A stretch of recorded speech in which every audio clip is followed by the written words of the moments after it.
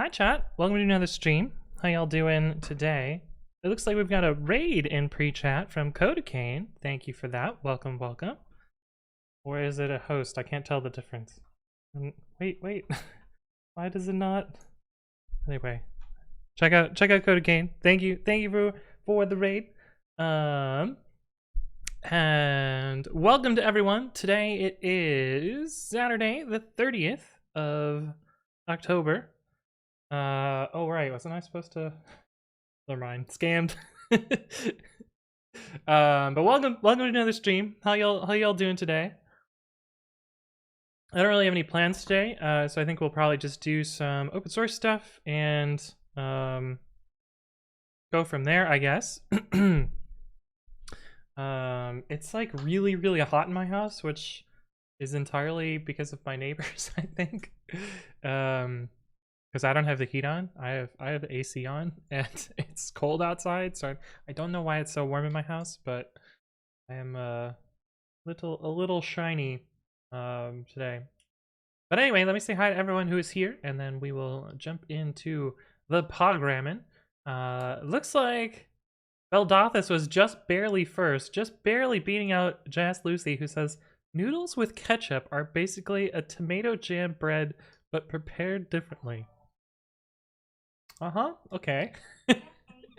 Hey! Exonity has resubbed at tier 3 for 10 months in a row. Holy shit.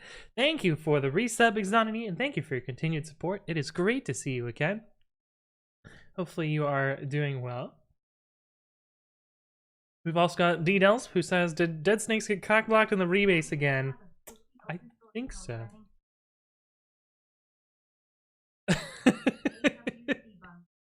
We are going to have a spooky open source programming stream. Oh, right. We're reviewing code today. We have 2 people to review. I totally forgot about that. So we'll be doing some code review as well. Okay, so we do have stuff to do today. Perfect. But yes, good code changing like a ghost and stuff. That's probably going to be happening today. Restraint D, hello, welcome.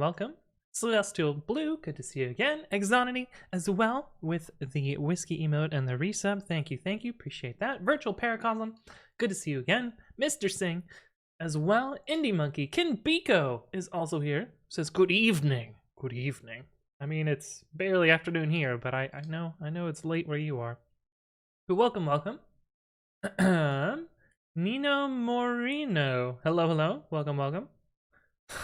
Just Lucy with the alternate noodle. Nice. And Codicane, of course, with the raid. Finez Live, hello, good to see you. And Exonity with the resub. Copilot clip. Tadisa, hello. Caught the start of the stream. Indeed. Welcome. Oh, someone has a Pepe D, but with something else. I see. JJMC is here. Hello. Which is an open source. Yes. Finez Live says, where can I submit my code to review? So there is a channel point reward for code review. Otherwise, I would continually do them all the time. So I make it a little bit expensive.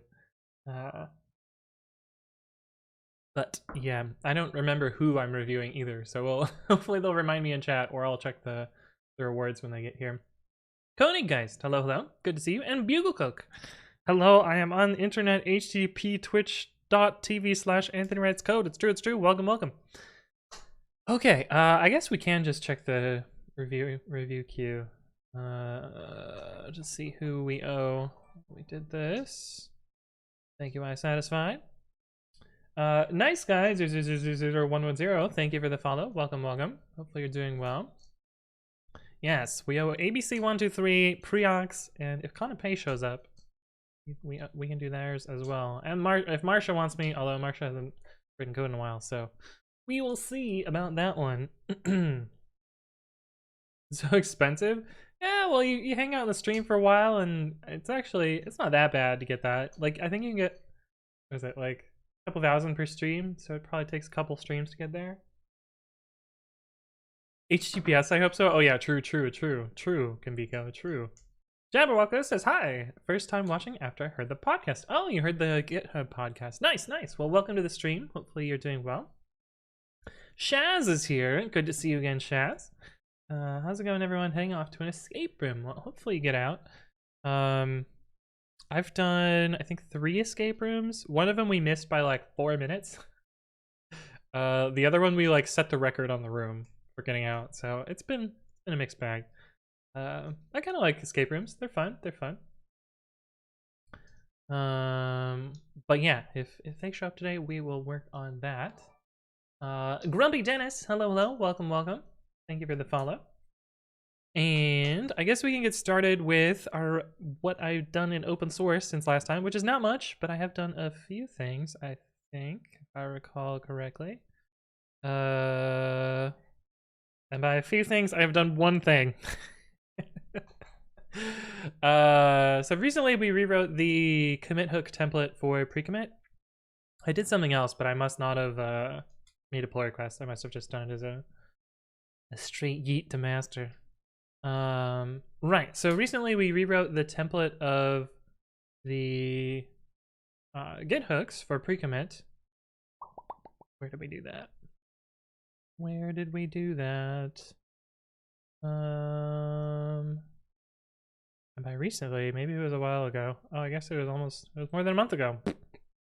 I don't know where that time went. It's just gone now.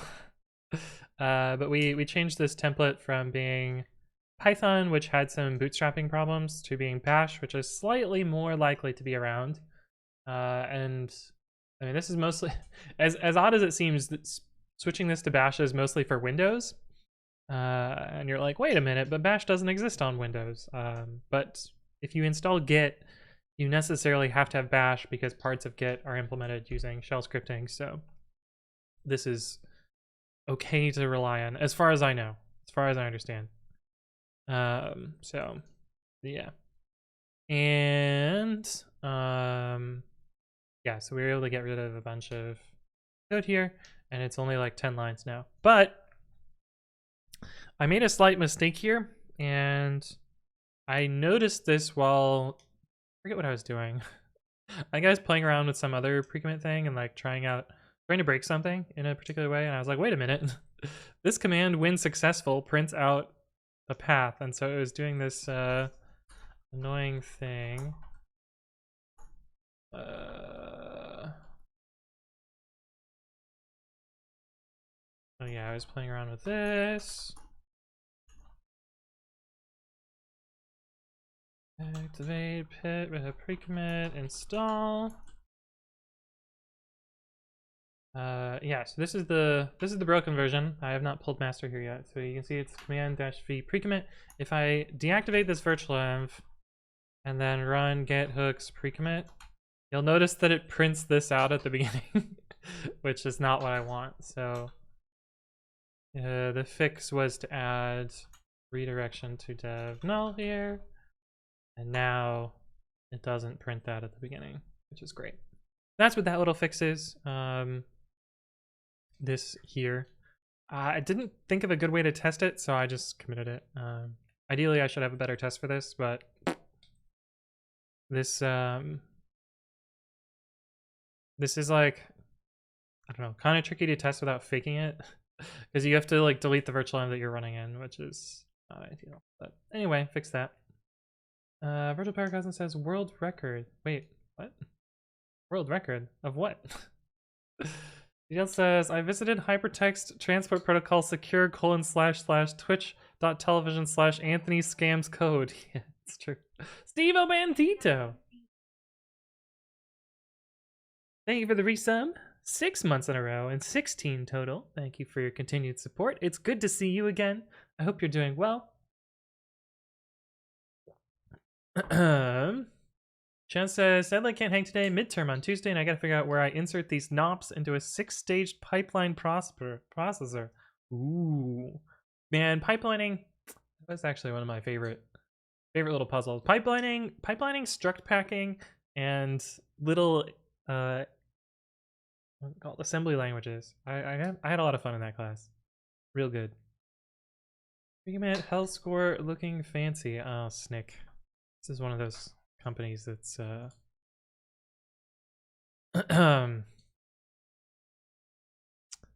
of questionable things. Husky is 42 out of 100. Lol. Get fucked. Maintenance inactive. Really? Wild. Interesting. Get fucked. Latest release was 5 years ago? Oh wait, Python. Yeah, that's why this isn't a thing. This is just linking to the wrong project.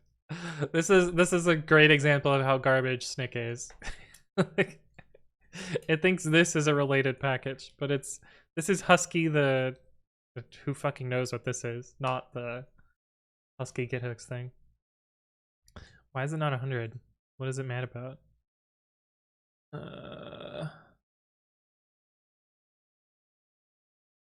Who gives a shit?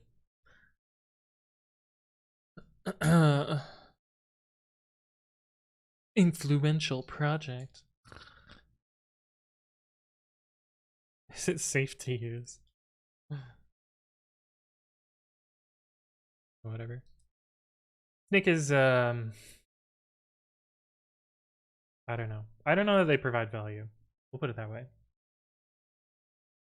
Lord Mushroom 69 says nice nose. Thanks. What? Oh, I set a record for the escape room. Yes, it's true. It's true. Steam is doing well. Hope you are too. Yep, I'm doing fairly well. Oh shit, you're right. This is 3 spaces. Well, time to fix that, I guess. Yeah, I didn't sleep all that well last night, but other than that, I guess we'll fix the indentation. In theory, I should have some shell check thing, but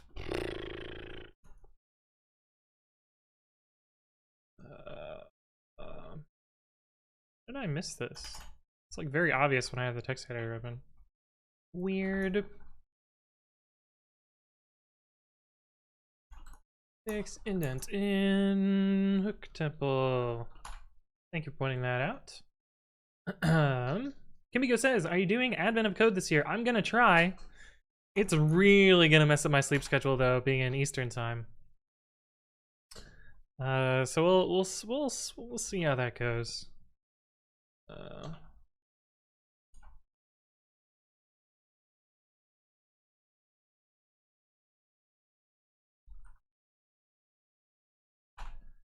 Yeah, we'll see how that goes. Let's see what shell check says.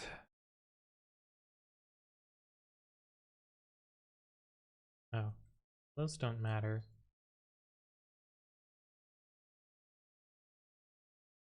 Bum, bum, bum, bum, bum.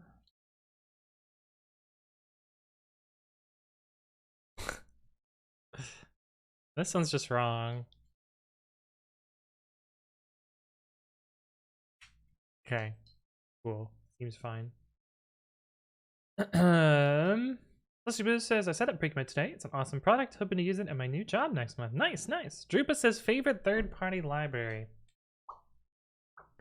To be honest, I don't use many third-party libraries. CFFI?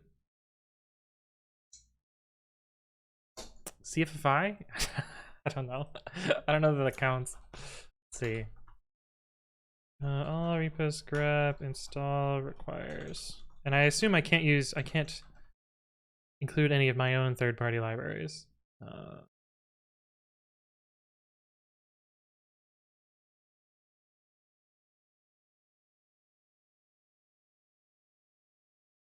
Let's see. Those are both mine. That one's mine. That one's also mine. Oh, Flash is kind of nice. If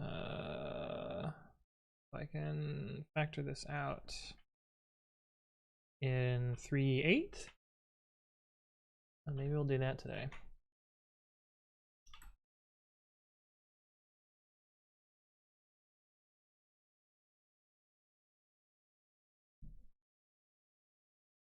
It's a 3.9. I forget one of those versions. This is mine. This is mine. This is mine. This is standard library. It's platform specific. I don't use this library. I can do this here as well. Those are all things that I maintain. Coverage is kind of cool. I like coverage. Modev. Modev's kind of cool. I can CFFI again. Both things that I maintain. Yeah, Flake8 again. Tokens RT is me. Also me. Me. Flask is cool. And three of those are mine. Oh, Mistoon is kind of cool. It's a markdown thing. CFI again. Pigments for doing syntax highlighting is kind of neat. I don't know. Regex. This is a re-implementation of the RE module. Mine. Distro.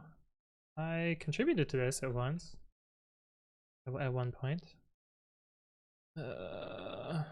Right, all of the types libraries. I should fix this to not use distlib anymore, because distlib is dead. Oh, this is done by API, this isn't mine. I worked on it, but... And then this is pre-commits. Really should move off of this library, because it is questionable maintenance. Packaging. I do maintain both those. Anyway, I guess not that much. Steam OD does this. I didn't sleep well either because I was out late drinking. Well, I was just laying in bed contemplating life, I guess. Chom, hello. Good to see you again. PST AOC is cheating. Yeah, it is kind of cheating. RKJ is here. Hello. Mr. Faisal, welcome back. Good to see you again. I don't know if y'all saw this or not, but I was looking through my Twitch stats last night, and apparently there's a Twitch tag that is depression. I've never set these two tags on my stream, so I don't know why. I don't know how my stream is showing up for those, but I thought it was kind of funny in a sad, realistic way. Like, dudes will literally stream on Twitch instead of going to therapy. But yeah, is this just a flex stream?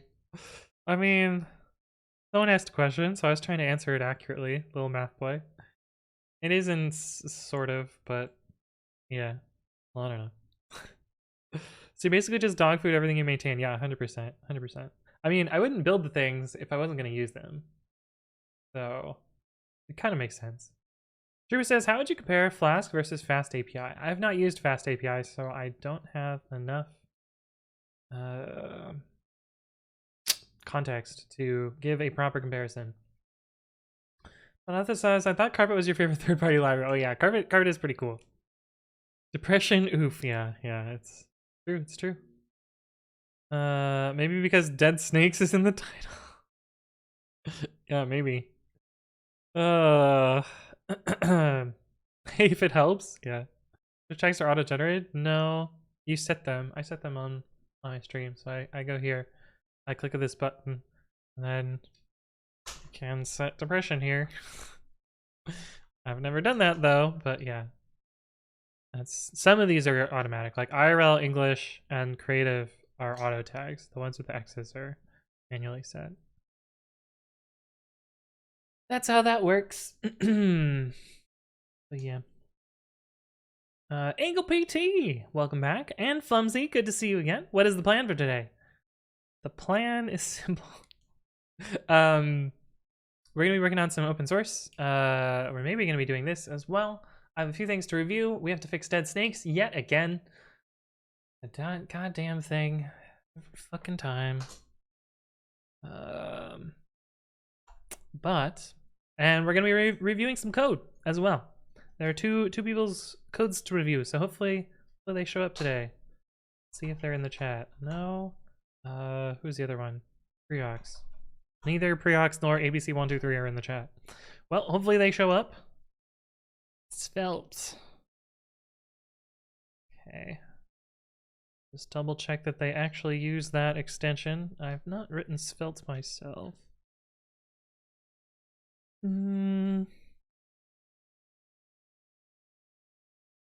Surely they have an example in here somewhere, right? Like, is their website written in Svelte?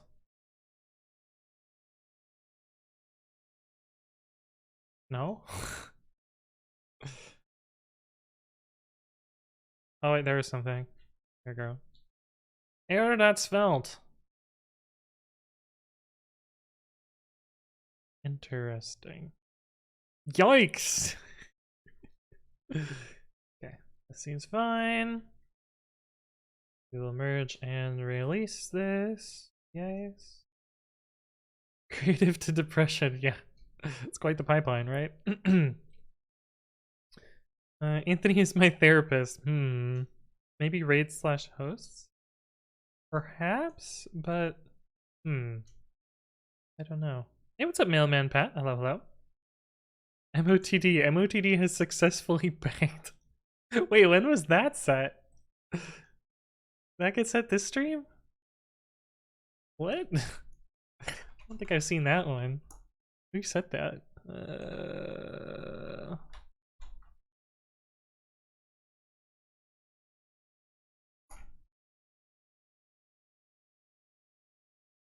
Yes. Drunk Time Lord set that on Thursday. Huh. Wild. And I said hi to Mailman Pat. Hello, hello again.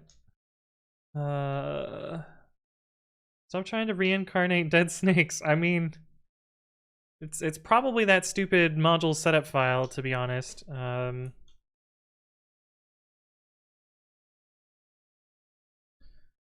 Anyway, nope, that's not where that lives. Precommit identify. Will Swift eventually replace Python? Swift? No? Swift doesn't really do any. I mean, it can be used outside of iOS dev, but I've literally never seen. Well, I guess that's true. I've seen one command line application written in Swift, a single one, which was a code formatter. I don't I don't think it's gonna happen. All right, what was I doing? Release, yes. 232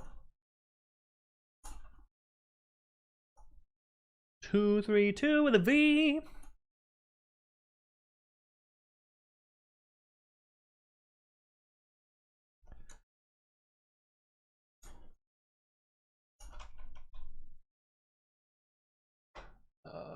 I did auth my password manager today.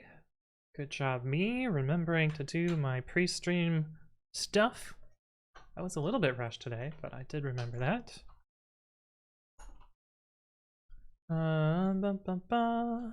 Jenny Pie says, Nani? Morning stream? I mean, this is the normal time on Saturdays, right? I think. Yeah. Mailman Pat says, I miss having a coworker mumble about code next to me. Your stream hits the spot. Well, I mean, I do that, so it is true. Yeah.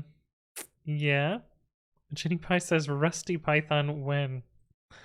Someone did ask for a video about Rust extensions written in Python, or Python extensions written in Rust. Got that backwards, but I haven't done the research there yet. Although I think is it called Pyoxidize? Pyoxidize.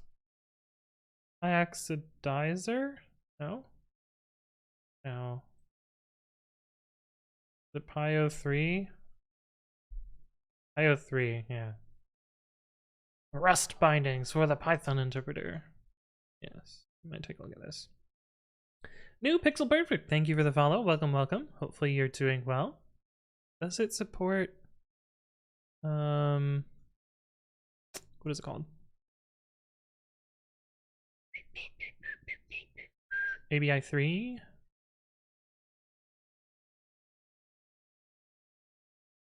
Holy shit, there's a lot of related things.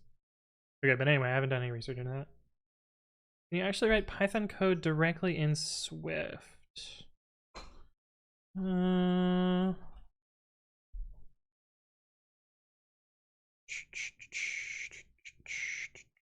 I don't think so.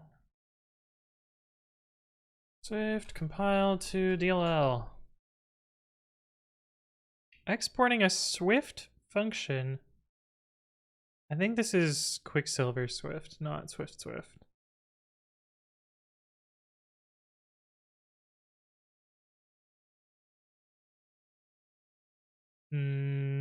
Yeah, this is not. This is not.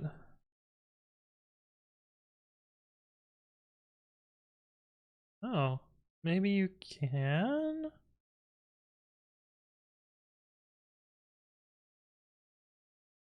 Oh, maybe you can.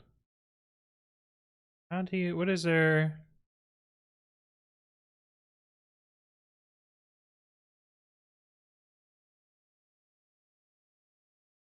How does it work? Emit library. And can you link into it with C? How does that work? Okay, so maybe there's a way to do it with Swift. I could write a setup tool Swift, and then you could write a Python extension using Swift. I don't know why you would want to do that, but perhaps. Oh, you always wake up late? Nice, nice. Long live the 80s, says... I think you're trying to spam. Are you trying to spam, or what are you trying to do? I'm not gonna click that link. Don't click that link, chat. We'll just delete that message.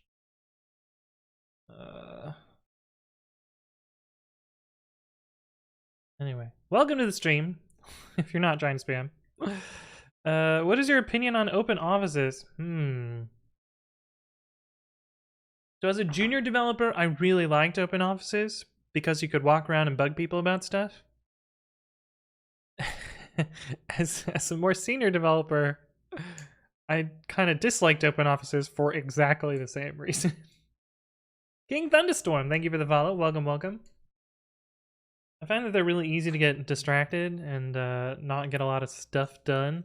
They're great for like collaboration and stuff, or at least that's kind of my thought, but I don't know. They got old after a while, kind of like hackathons got old after a while. But yeah. More multiprocessing and concurrency videos. Yeah, that's the problem with those. Those ones are a lot of work to do properly. But yeah, there will be more. MNSRN. Hello, welcome, welcome.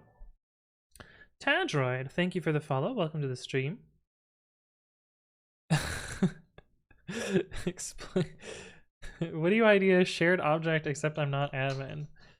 Yeah, I don't even know how I can. Will I be able to explain that? Maybe. What do you idea? Shared object. We'll see. I didn't think Swift worked off of the Apple platform. It does. In fact, pre-commit supports Swift. So it is possible. Swift is becoming popular in machine learning sphere. Really? I don't think that's true. I don't know that that's true. Also, I remember when Swift came out, their like selling point was like, it's twice as fast as Python. And everyone's like, what the fuck? A compiled language that's only twice as fast as Python?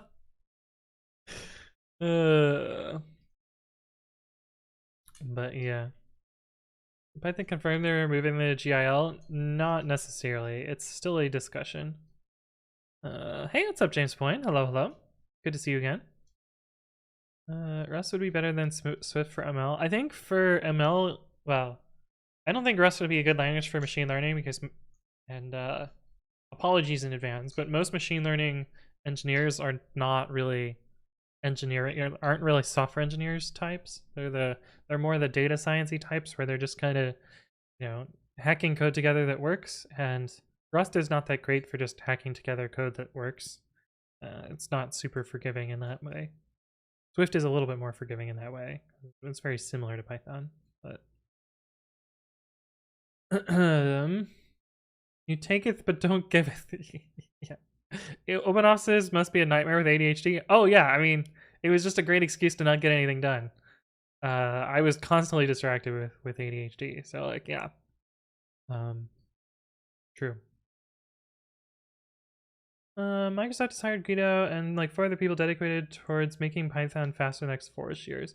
So the thing behind that, Junk Time Load, they're not looking to make like 10x improvements to Python. They're aiming for like 10% improvements, which is significant, but it's not like something. It's not something that's going to put it on par with compiled languages. It's really just going to make something slightly faster.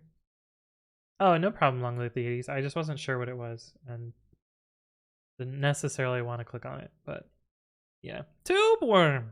It's been a while. Welcome back, buddy. Good to see you again.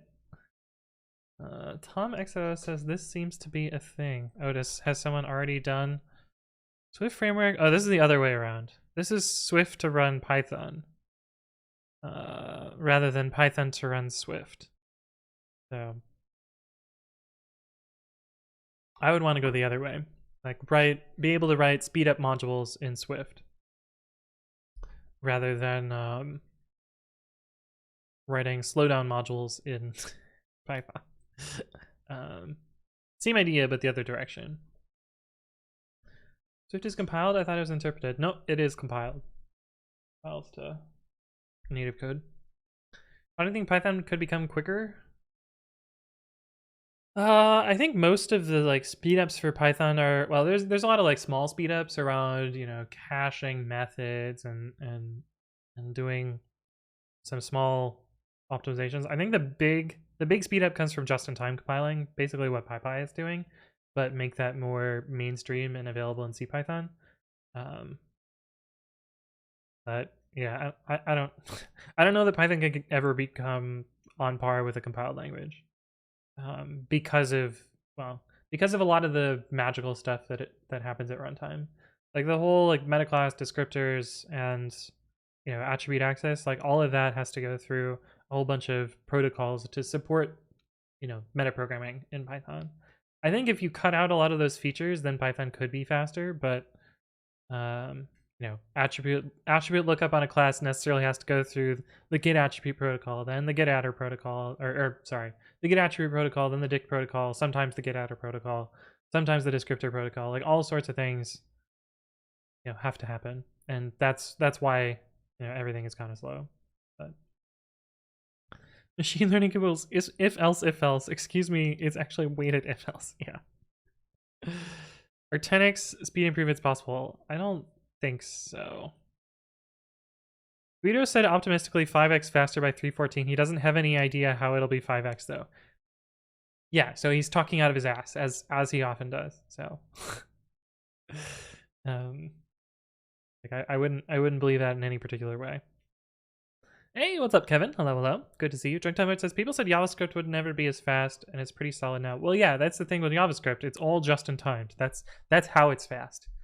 And that's how PyPy is fast. Like it's you have a pretty smart just in time compiler that can take pure code and turn it into machine code, and yeah, that's the way it goes.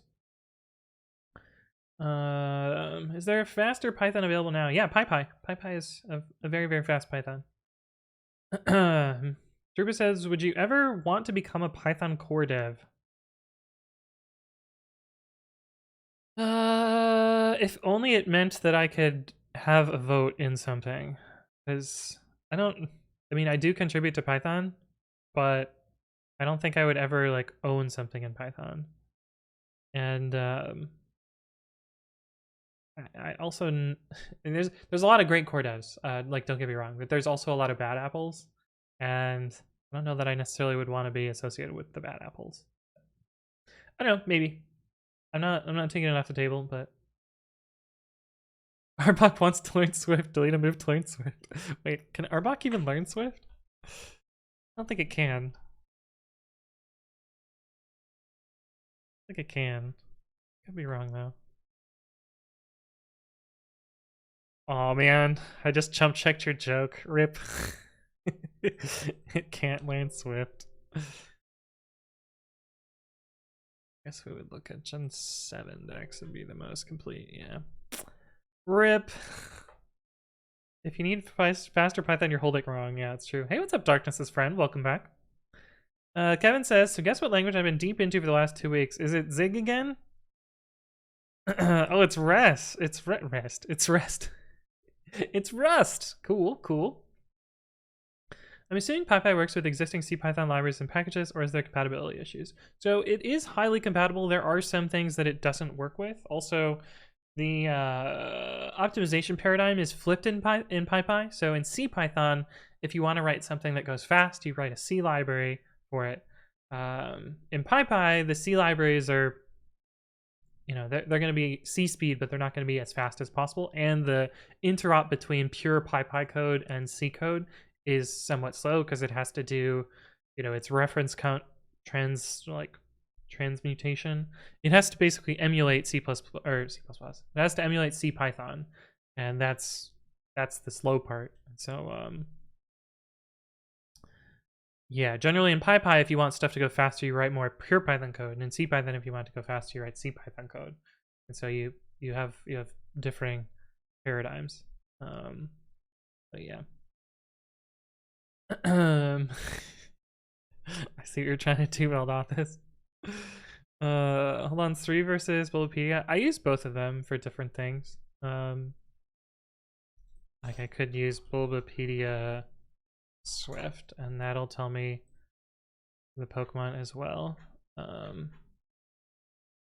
But yeah. Oh. We would search for Arbok here, yeah. But I find that this is like way harder to read. But anyway. Yeah, I could have used Bulbapedia. Kevin says, I've been contributing to the Rock compiler and it's written in Rust. Interesting. Hey, what's up, M. Matt? Hello, though. Welcome back.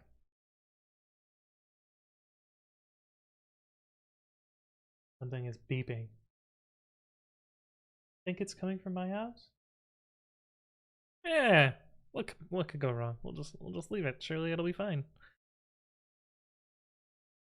Do you think Python speed is really holding it back though? I thought it's still growing pretty rapidly. Yeah, so it is popular in like data science and stuff. I do think that the speed is the most common complaint about Python. And so if you fix that, then I think its adoption is more obvious in more things. But yeah, I don't know. I think like you can always make things faster, and that's like always a positive. I mean, you can't always make things faster. I think making things faster is always positive, is what I meant to say. But yeah. Anyway. Oh, I forgot to click this button. Damn, that sucks. Now I gotta wait. Even longer. Come Hein, thank you for the follow. Welcome, welcome. Hopefully you're doing well. I love how fast frequency I is. It's absurd to me how slow GitHub Actions is, given that it's literally GitHub, or even Azure Pipelines, given it's literally Microsoft. Like this almost finished before this started, and this is like one of my slower checks because there's a lot of code for pre-commit. But like, I can still cut off 2 seconds. We'll do that today. I keep saying, oh yeah, I can cut off 2 seconds, and then we never do it. Have you ever worked with Soding? I've watched their stream. I've never worked with them, but I've watched their stream. ASPy? Assembly Python? Kevin says, I forgot to ask your address. I bought some different chocolates though. I'll ping you on Discord. Okay, cool. Sounds good. Sounds good. Maybe I should just get a PO box and then y'all can send me terrible stuff. That's how I get glitter bombed, 100%. Okay, anyway. Mailman Pat. Ooh, subscribing for 3 months in advance. Fancy. Thank you for the sub. Appreciate that. Welcome, welcome. Okay, anyways, oops. Oh no. I closed my dashboard. Whoops. And Pope Pontius, thank you for the raid. Welcome, welcome. How was your stream? What were you working on? And it's good to see you again. You open the box and Kevin Stroberg is inside. What do you do? I don't know that that would work. Did you complete your Hacktoberfest PRs this year? I got one more day, right? Is it hacktoberfest.com? I guess. Let's see. Did I? Did they count?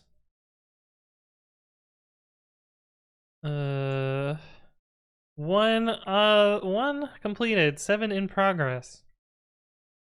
Currently in the waiting period. Well, I don't know. Surely something in here. Oh, did I add the label to this repo? Huh.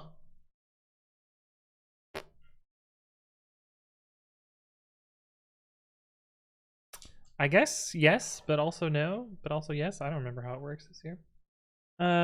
Zophie Anibis, thank you for the follow. Welcome, welcome. More event sub stuff. No dice on getting it working. Oh god, Twitch event sub. Twitch API sucks. JPI sucks. You just need to add a bunch of labels. Yeah. Or I'll just leave it like that.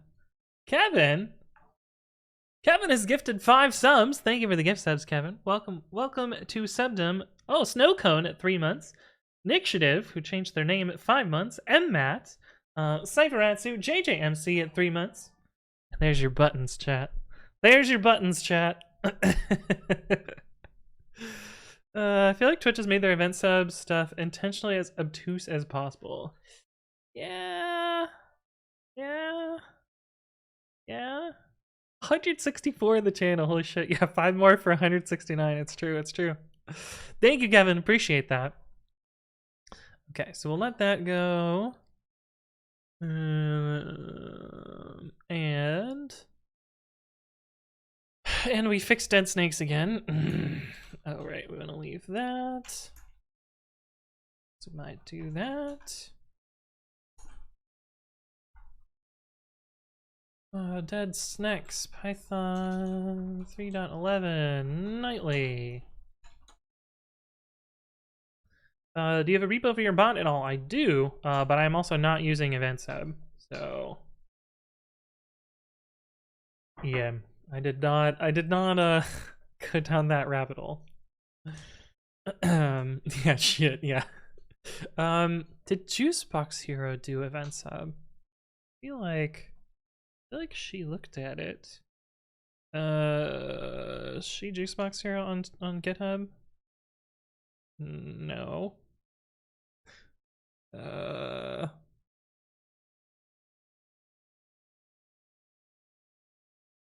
Right. I feel like she did event sub for something.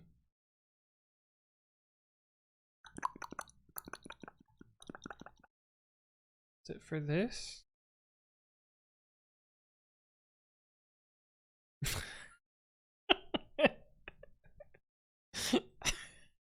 What?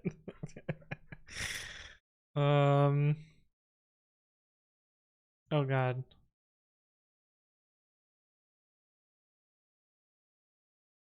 I have no idea if she did this or not. I know she has a database. I think it's just manually adding now. Oh, is it in this that has event sub? Dynamo client. TMI client. This is for message handler. Oh.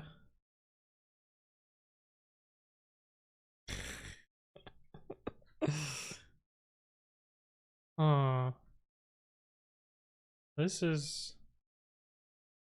Oh, that's the TMI. I was like, oh no, your token is there.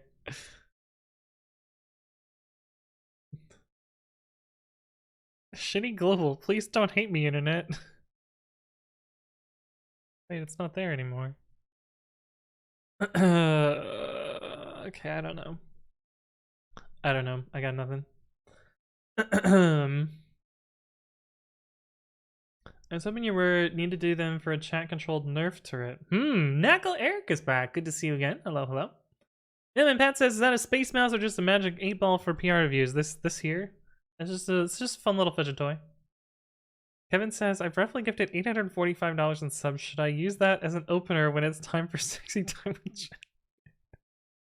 Hey baby, I've given over $800 in Anthony Writes Codes chat. You could be that streamer. Oh no. I would be sleeping outside for the next week. Yeah, maybe don't bring that up. Chuck Tomlin says, can you think of an obvious way to simplify this?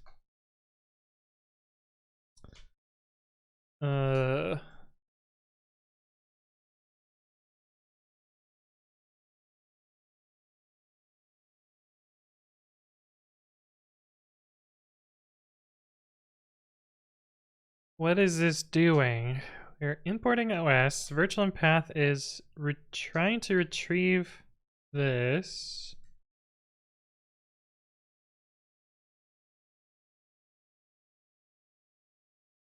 So you're trying to run the fish prompt? So here's your first problem. If you're using fish, that's already why shit's fucked.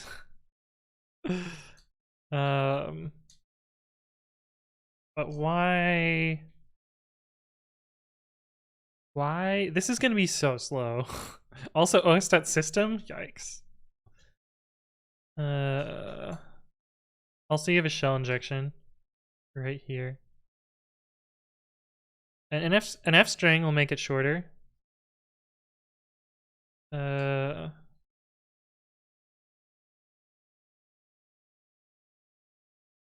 guess my question is, what are you trying to do?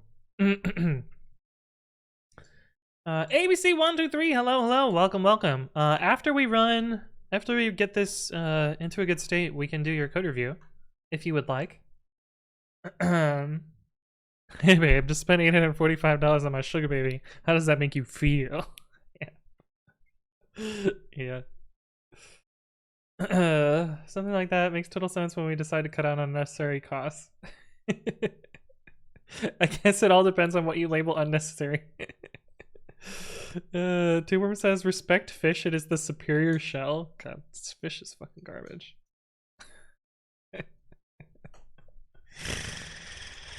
Okay, let's look at what the build failure is here. Oops, I clicked on the wrong file. It's gonna be that damn file. I almost guarantee it's gonna be that stupid file again. Hello? Why can I not scroll? Okay, there we go. Oh, it's actually not. Hello? Hello?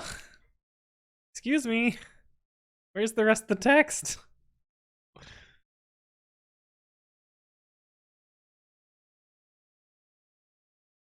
What error this time?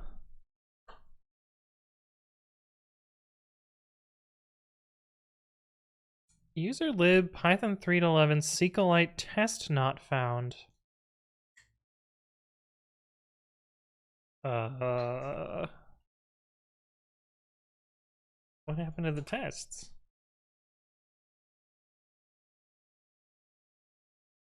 Move SQLite test to lib test. Oh, cool. Why?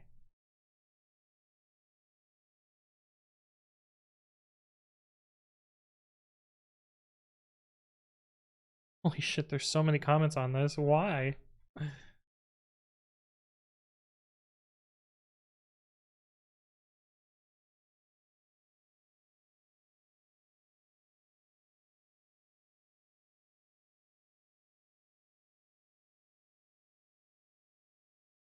Okay, well, that should be easy to fix.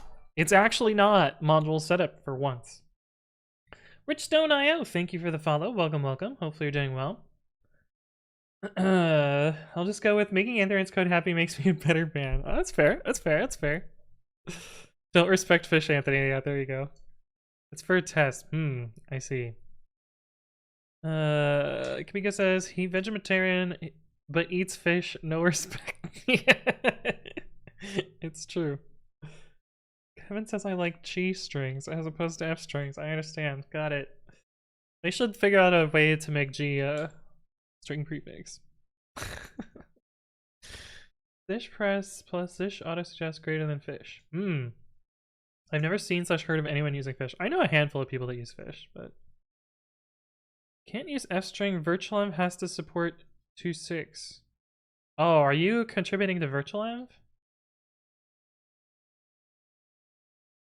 Oh. I'm sorry.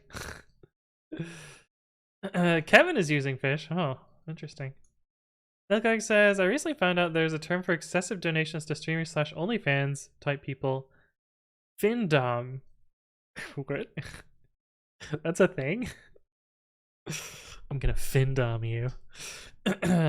Actually, I would be the one getting Findomed. Is that how it works? How does that work? Which way does it go, Knuckle Eric? You have no vote, Anthony, because you use Windows. I guess that's fair. Yeah, you did get properly bonked there, Kevin. You deserve that one too. Sesta Blue says, gonna disappear in a few minutes. Almost at my stop. Well, thank you for stopping by. Good to see you as always. To be fair, Windows shells are a crime against humanity. Oh, I can totally agree with that. Yeah, 100%. Yeah. G-strings are strings and groovy. Oh, not groovy. Oh, groovy is the worst. Oh, I wanted to show you an interesting thing that I found. Where was this? I think it's in this tab.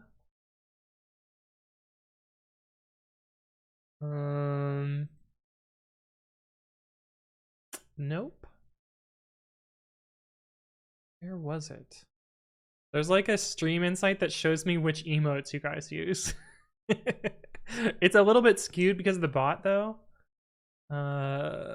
Is it channel analytics? Yeah, here it is. So if we sort by total usage, the number 1 is Python, and I think this is because the bot replies with 5 of them anytime somebody says think. But this seems about right. Seems about right. I like how these make sense as the top 5. And Noodle's actually fairly popular. The middle segment is more popular than the head or the tail though, which I think is funny.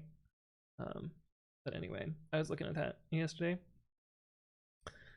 Mailman Pat says, I'm trying out fish. It's okay, lots of quirks. Yeah, I find that its compatibility is somewhat limiting, which is unfortunately. Super says, you are the Findom, we are the Pay Piggies.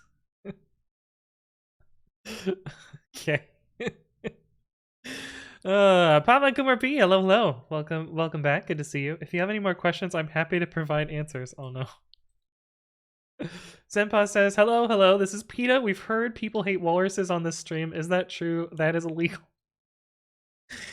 Shit. Now you got PETA on me? God damn.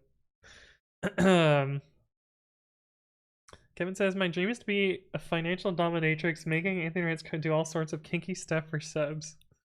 I mean, aren't you already living that reality? Gives financially pegged another meeting. What about outside of the channel? I don't know if I have. I don't think it has that stat, unfortunately. I wish I could see it though. Oh no. What is this? What is this clip?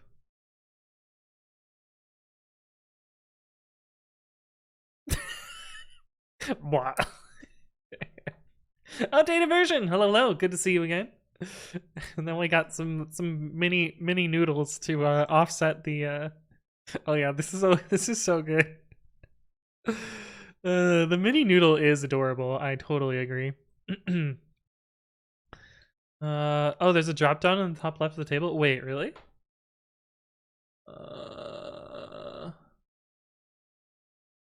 Channel analytics. Oh, there is. Oh. Oh shit. Damn. Okay, this makes complete sense.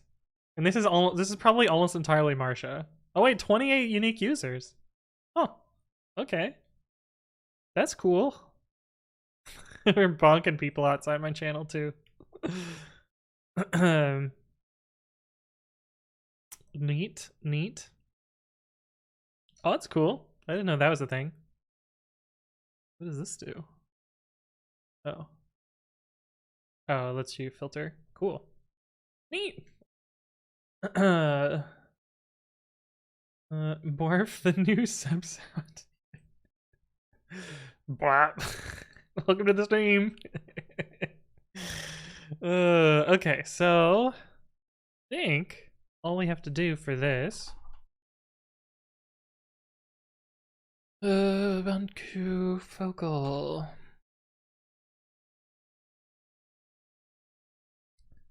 I think we just have to Debian rules. I think we just have to remove this line.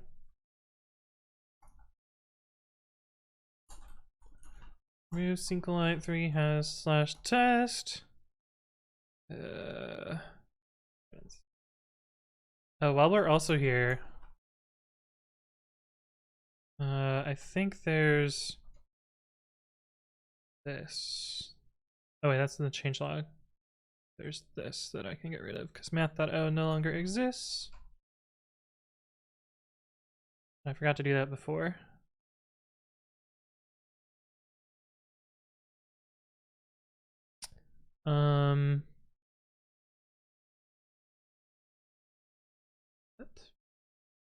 Refresh, thank you for the follow. Welcome, welcome. Hopefully you're doing well. I think I can just get rid of all four of these lines, right? Touch-R. Touch with reference. Move the fixed makefile into place. Yes, this is just a...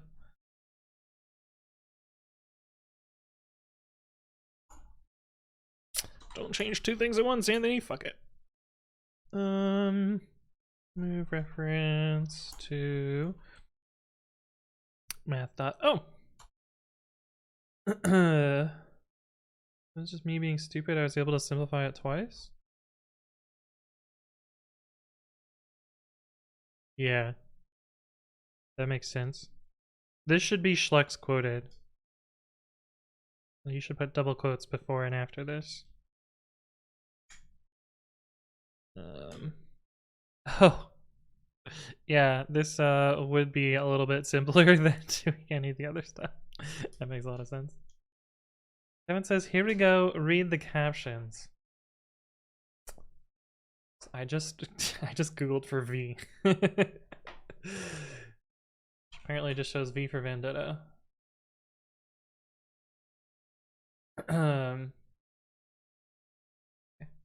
Looks safe to watch. Heavy memory usage. My Mac has found that you're running out of both physical and virtual memory.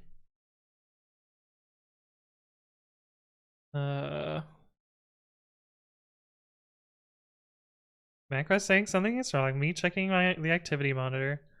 Oh right, just installing a new version of Xcode. Why is it taking 8 gigs of RAM? What? For a 3 gig app? That's insane. That's insane. Actual insanity. Okay, so I need to do the same thing for Bionic, and then we can trigger the rebuild, and it should tell us whether it's good or not. Bionic. I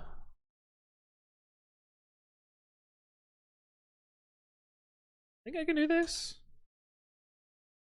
Double cherry pick.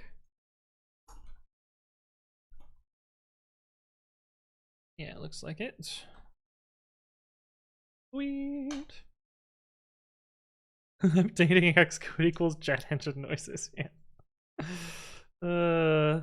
JetBrains ironically much better. Yeah.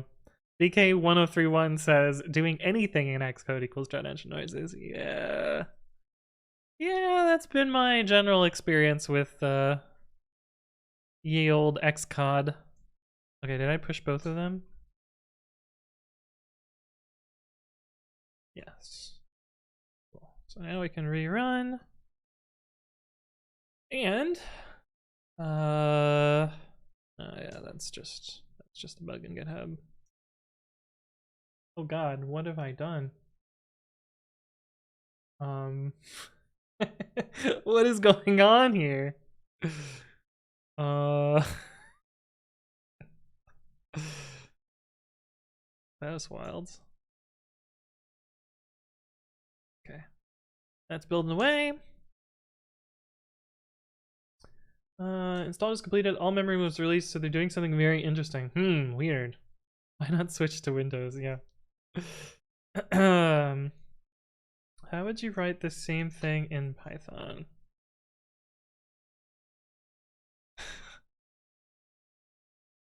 Parse to sentence.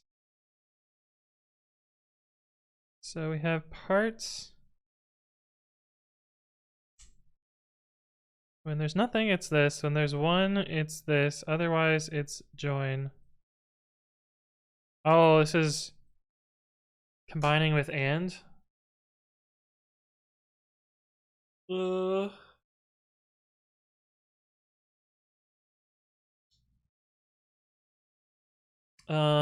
Let's see. See if we can write this in Python. We're gonna cheese it a little bit. Join with things sap equals this and oh right. Last equals and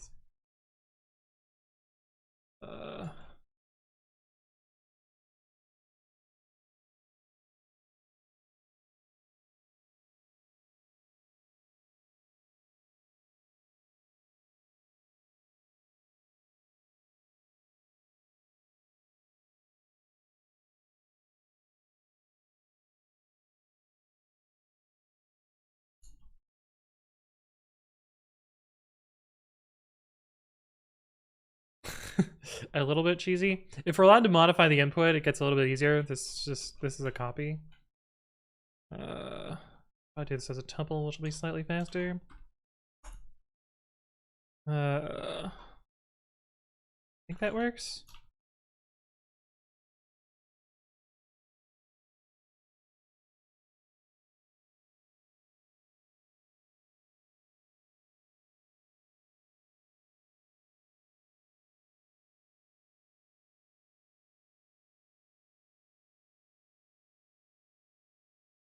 Yeah. Depends if you want Oxford comma or not. This seems fine. Something about this looks really weird to me, though. Oh, I guess because usually you don't have a comma if there's only two things. Oh well, whatever. I put another if statement for that.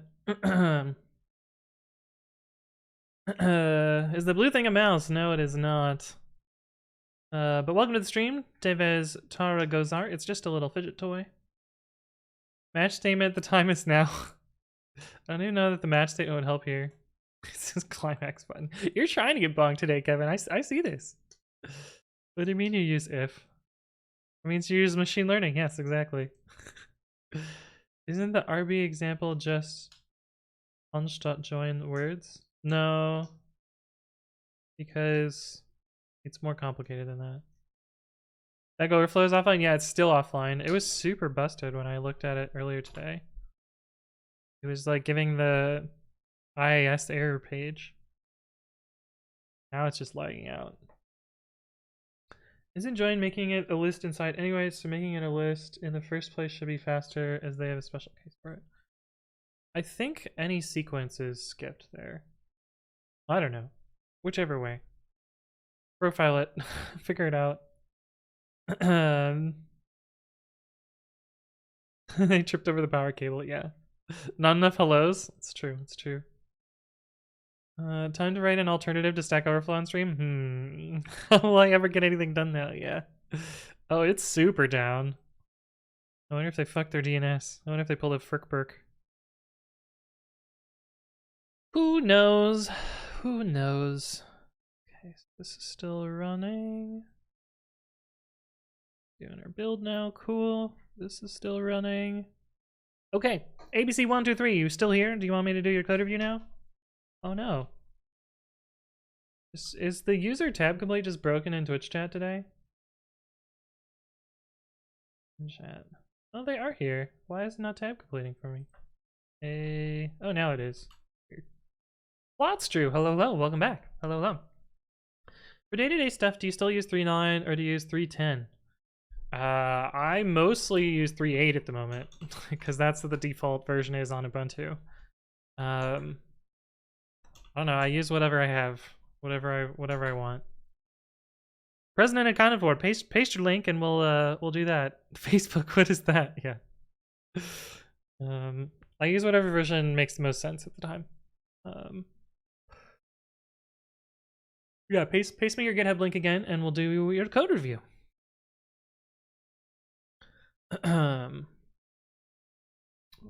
Stopped.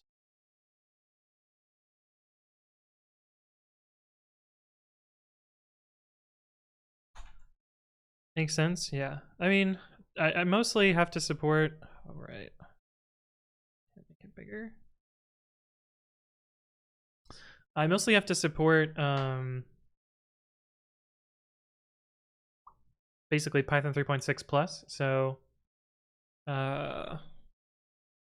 we end up I end up using all sorts of versions. Okay, debt and taxes is what we're going to be reviewing today from ABC123. Copy pasted so we don't have to do that. All right, so just out of the gate, I noticed that we've got a PyCache file, which means I can tell that you're running 3.9. So I would start by setting up a git ignore and putting pyc into it. And then you have to force delete this. So that's the start there, at least. Git ignore pyc files. Okay, so let's open up our reamd and see what we... Actually, let's just ls files to get started. Oh. Interesting. I usually don't check in the idea directory. What is your git attribute?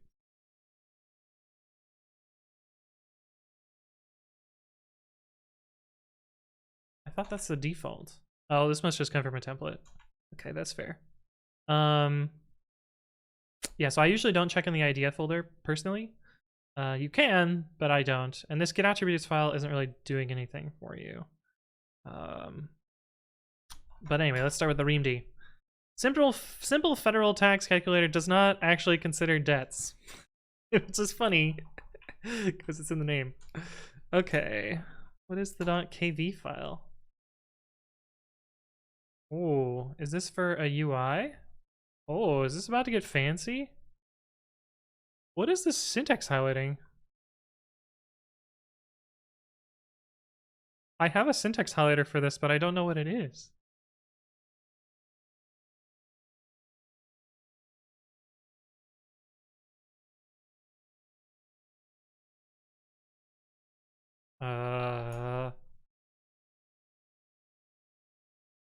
I'm curious what it's highlighting as that I don't remember setting up. VM opt VM share.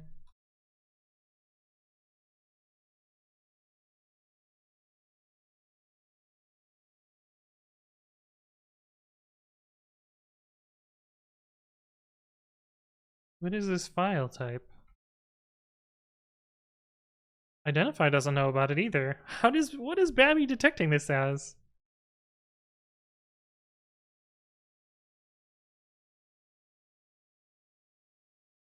Um.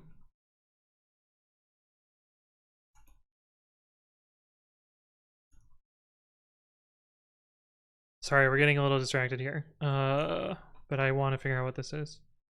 Babby highlight. Oops.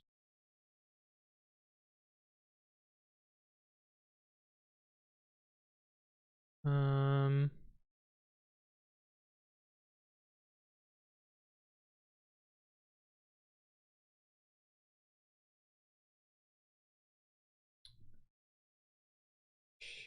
Pew, thank you for the follow. Welcome, welcome. Hopefully you're doing well. Uh.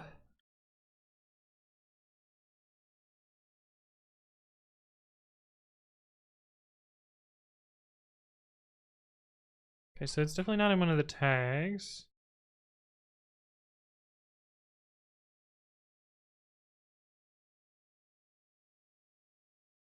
Um.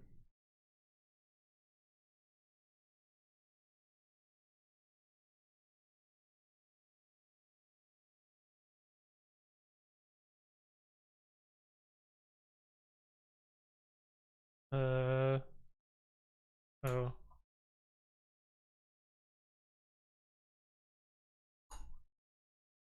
It didn't actually do the thing that I wanted it to do because I don't have a virtual environment. Sorry, give me a sec. I'm curious what this file is and why it's being detected in that way.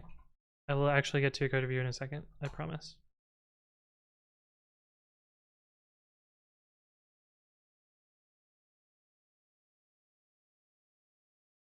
So we have to do exceptions instead.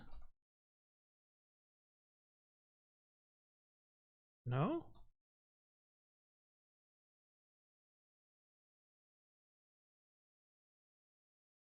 Ugh, fuck.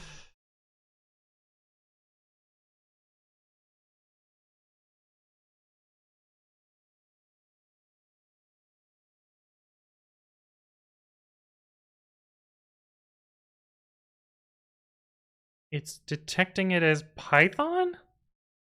What?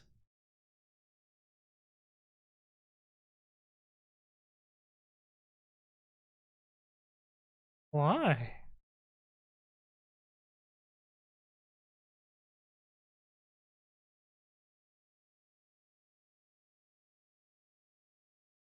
What? Why do you think you're Python? I mean, the highlighting actually doesn't look that bad. But I don't know why that works. Maybe the grammar specifies that? Share course.python. Yeah, it does. Huh. I am surprised. Okay, cool. Anyway, sorry. Got distracted there. Okay, so this is the Kiwi layout, it looks like. Um, did you see they may remove functools that cache property if they don't make it thread safe? Wait, really? Why? It seems fine. Where's the, can you link the thing for that?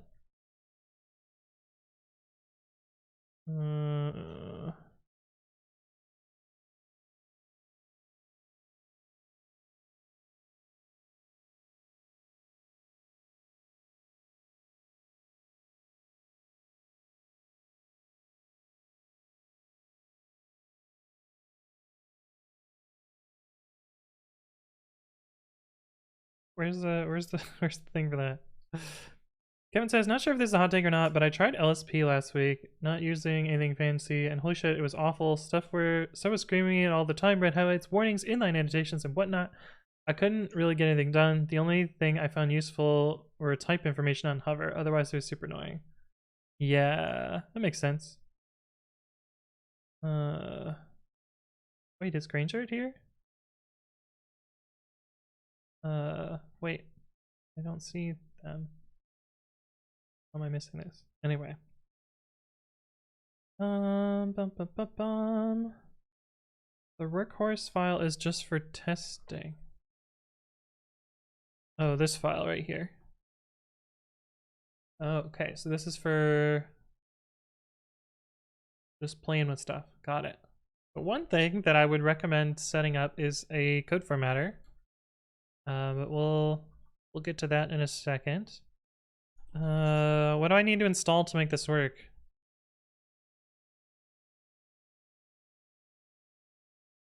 Kiwi and matplotlib, it looks like.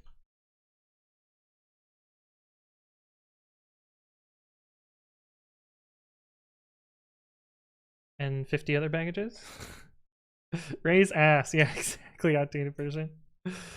Formatter's nice, but I don't like them on save as most people use them. I want to run the formatter myself. Yeah, that makes sense. I don't really like on save either. Scratchmex says, when will Flake8 support PyProject.toml?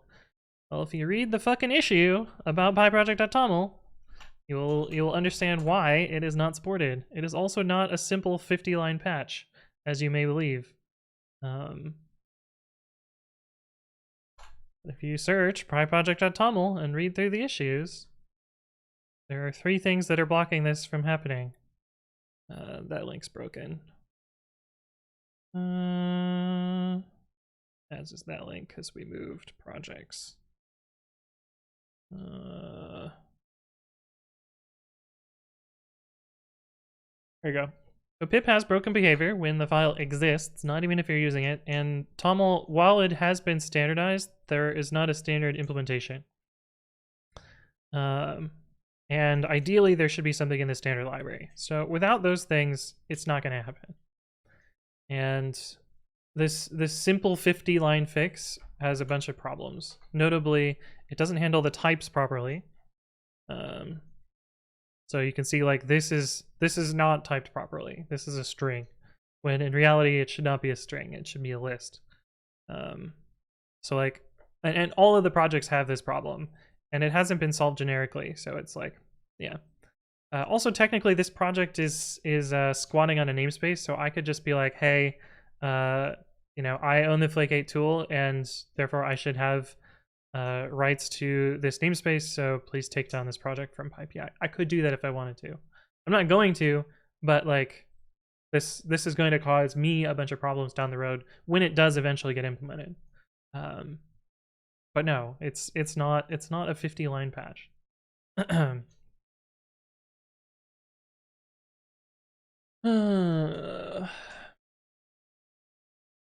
Is a requirements.txt recommended? Yeah, it's probably a good idea for this project, just so that it's easier for me. It's easier for somebody who's running your project to set it up. Okay. Okay, so my first recommendation from this is to set up some linters and code formatters, because I know Flake8's going to be mad about a lot of stuff. But you could start by just you know, setting up Flake8, setting up Black or AutoPip8 or any of those tools that's going to format your code properly, and that'll get you a lot further. Make things a little bit more readable.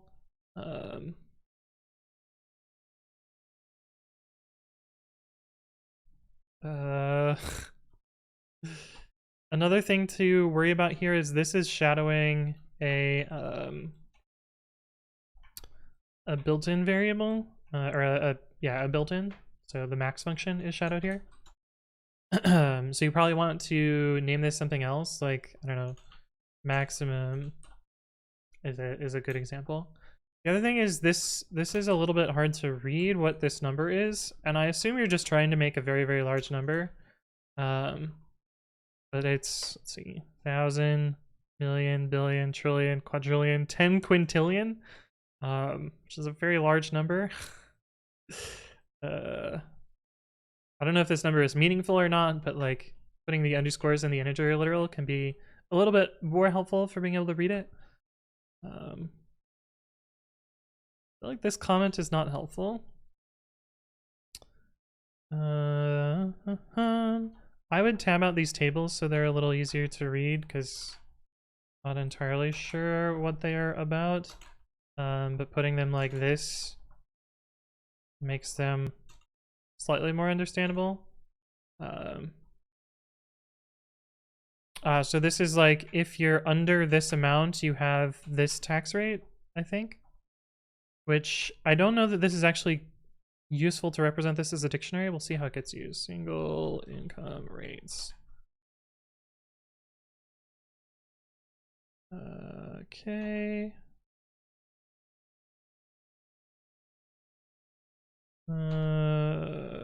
Yeah, so it's not used as a mapping. So what you probably want instead is to use this as a list of tuples, or tuple of tuples. That way when you're iterating, like, you're really always using this as a sequence.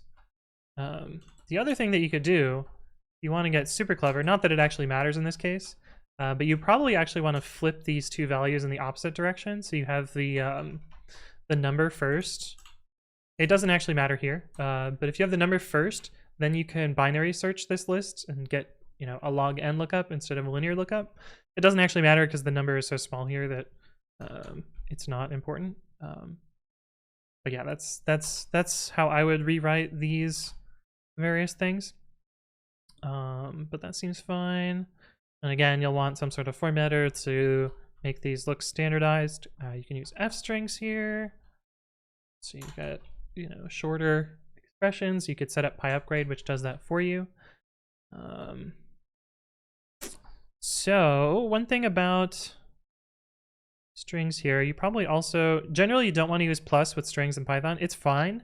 Like it's optimized well enough, but you can usually use f strings and it'll look a little bit better. The other thing that I noticed here is there's a lot of state set on self, and you probably don't want that to be set on self. Like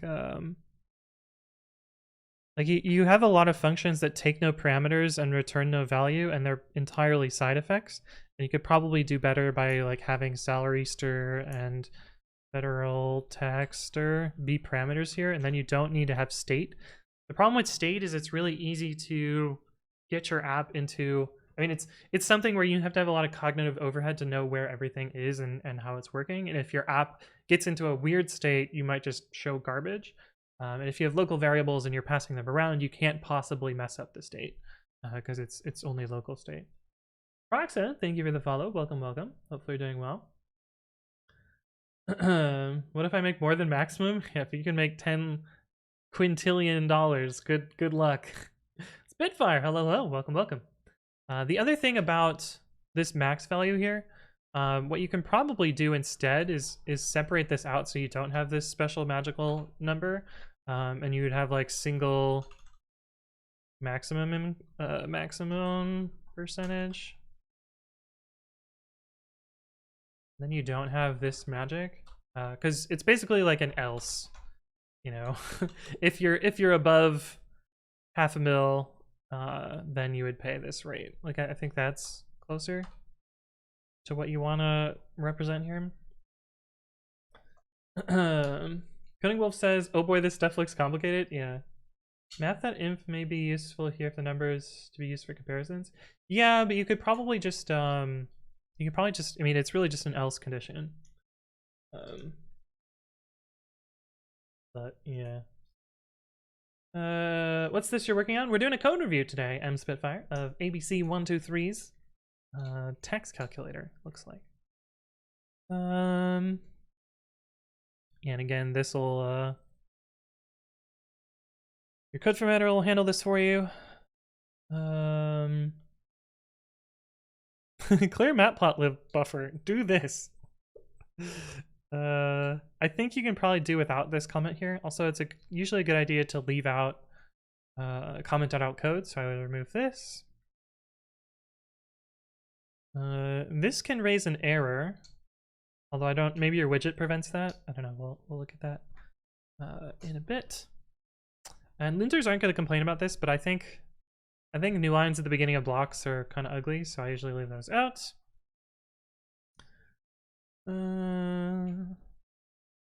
This breaks my code. Another thing that you can do here, and again, this will change if you move from a dictionary to something else. You're really iterating over the rate and the minimum salary for this, and you can use items. That way you don't have to continually access the dictionary here. You can just use this value directly. Also, I would use a better name than X here, but that would be fine. Sir, this is a capitalist society.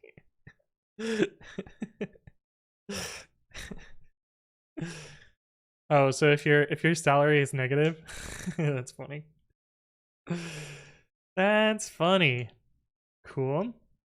Okay, cool. And then after that, it just prints out the result, I guess. And again, like you can use F strings here, and then you would avoid the string addition. The last thing is to guard your application in a main block.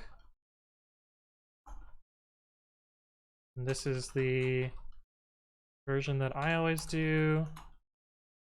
That looks something like this. Even though I think this runs forever, but just because, yeah.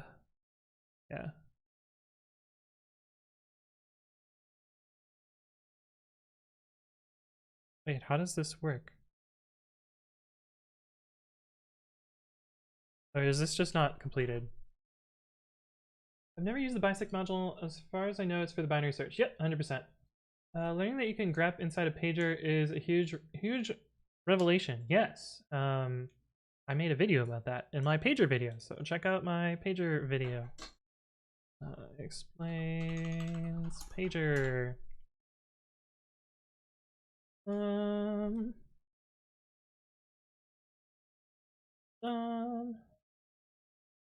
Installing new shell because I gotta have to test it. Installing Rust took 600 megabytes. Yeah, that sounds about right. Yeah, Rust is a bit chunky. A bit chunky. Zebisnaga says, hey Anthony Writes Code, do you recommend any videos to learn end curses in Python? I have a video about curses, which Drunk Time Lord has linked, helpfully. But yeah.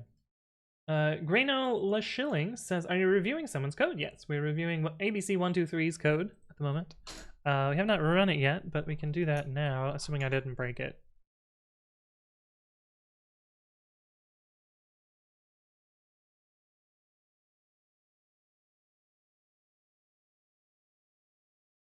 Oh, I don't think it worked. Did I break something? Or is that because the graphical part is not implemented yet? Is that what this is? Workhorse?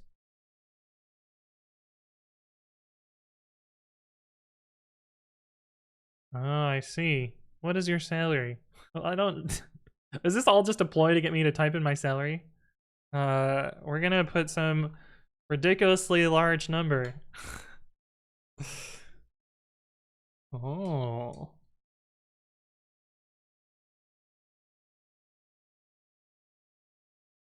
Wait, how do you know the state tax? Was this written specifically for me? 478. Isn't that the Michigan percentage? State tax rate. Am I? No. Where is it? 4.87, 4.78%. 4.78%.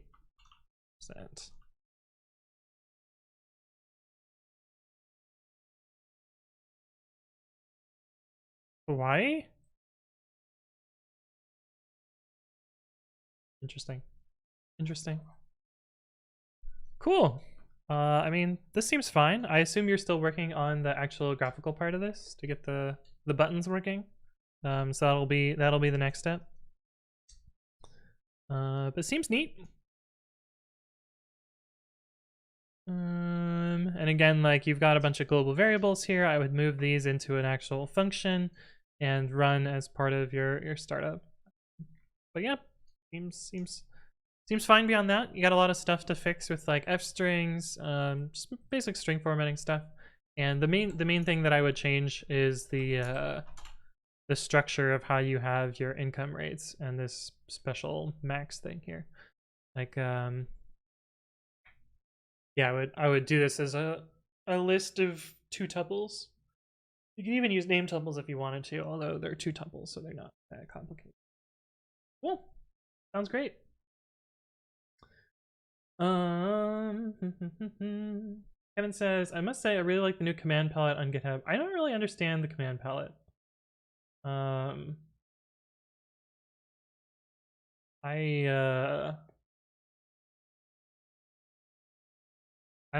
don't really get it. I feel like it's not for me. Because I know all the URLs, so I just use the URLs. But maybe I just don't understand. Like, what's great about it, Kevin? What do you like about it? I want to make something like this.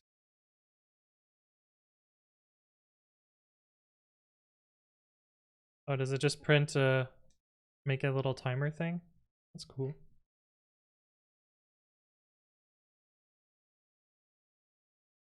Sounds fun. Wow, and it works on Windows? Wow. Cool. Please enter your social security number. Yeah, exactly. It should be formatted based on the KV file. The state tax is a lie. Ah, I see. Hey, what's up, Assault? Hello. Good to see you again. Beanhole says, now we know you are from Michigan. Yes. Yeah, I mean, that's, I talk about, I live in Ann Arbor. That's not secret. Thrantax says, first result also says Michigan in 2015. Oh, interesting. Also probably a good idea to format numbers some international format. Yeah, that makes sense. I'd have to use an API to get state tax. Yeah, I mean, or you'd encode them all. Can we run some formatters or linters on it and see how it looks? Yeah, sure. We're gonna run autopep8 on it first. Recommit mirrors autopep8 all files.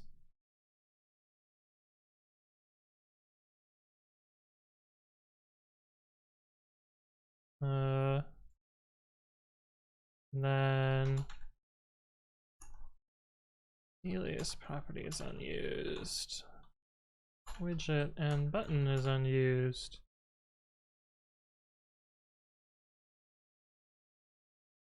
Autopep8 did not format this line.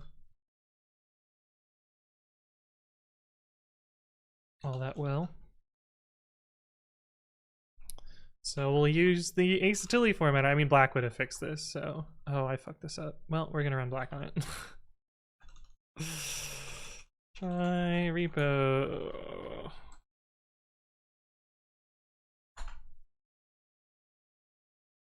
What's string property? I don't know. Yeah, we could run pyupgrade as well, too. Granola Shilling. Oh, now I understand your name. Have you ever thought about running exploits in Python and seeing amount of money for people who are good at it? Oh, we don't want to do that. Fine, I guess.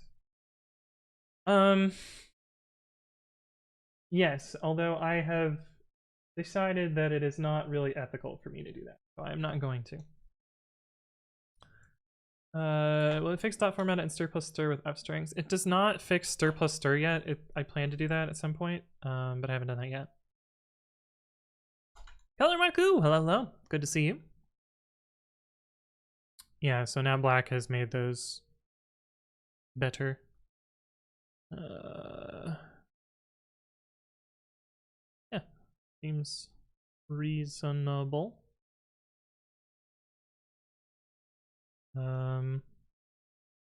Yeah, and then if we want to run, we probably want other options, and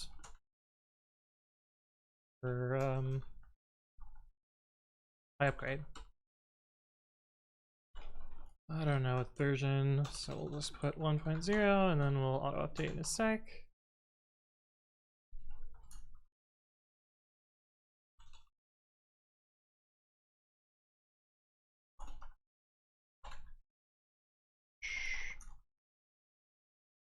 See what what does pyupgrade do? Oh, mostly just did a few f strings. Cool, seems fine. Dugva, thank you for the follow. Welcome. Hopefully you're doing well. Would it be possible to do the so on project in Python with end curses? Yeah, for sure. You wouldn't be able to make it look like the same fonts that are used there, but you would be able to draw a timer on the screen pretty easily. Oh no, we know Anthon lives in Ann Arbor. Yeah, it's true. It's true. Kevin says, I find it pretty useful for jumping where I want to be, like going to a specific pull request, issue, or repo. Ah, that makes sense. What's the command? Try repo? The pre-commit command or the one I did in the browser? Yeah, try repo lets you run all of the hooks from a remote repository. Like black apparently provides black and black Jupyter. And it does it in an entirely temporary pre-commit location and it generates a sample configuration. It's basically like a way to debug pre-commit metadata. Yeah. I feel like no matter what you set the line length to in black, it's always too short. I don't know, I go shorter than black's default, so yeah. Interesting take on exploit development. Any reason you don't think it's ethical? Selling exploits and you think it's ethical? I don't know where. What are you hung up on? Like that seems fairly straightforward to me on why it's not ethical. I'm gonna go fill up my water though, so I will be right back, and I will see you in a sec.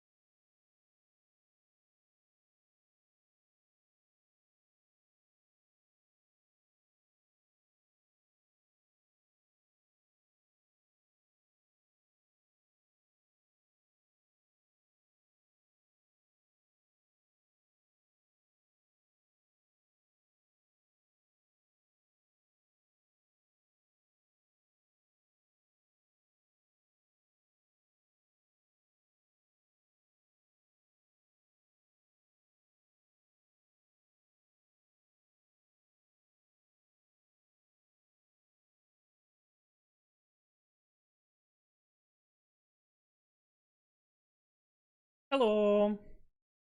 I'm back with water.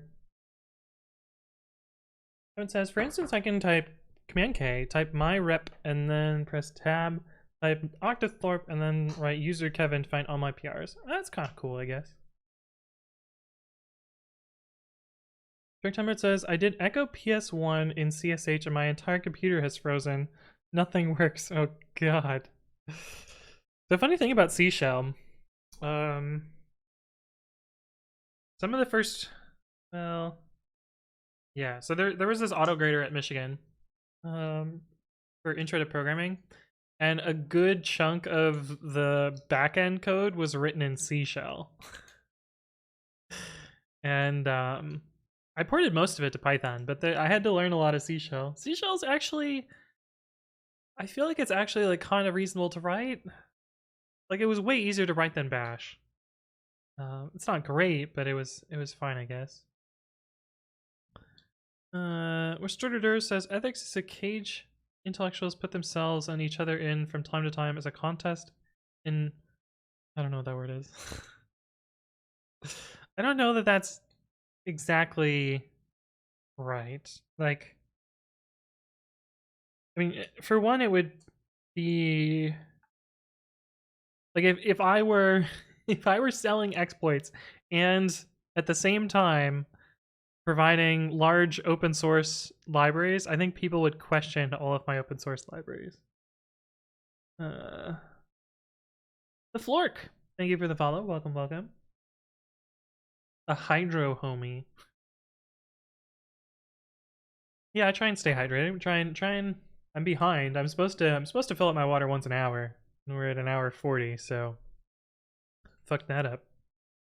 Try saying CSH 4 times fast. CSH CSH CSH.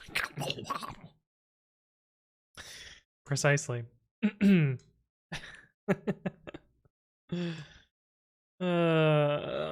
Oh, you know CSH? Can you tell me why doing echo dollar prompt works in a CSH session, but CSH-C echo prompt says prompt is undefined?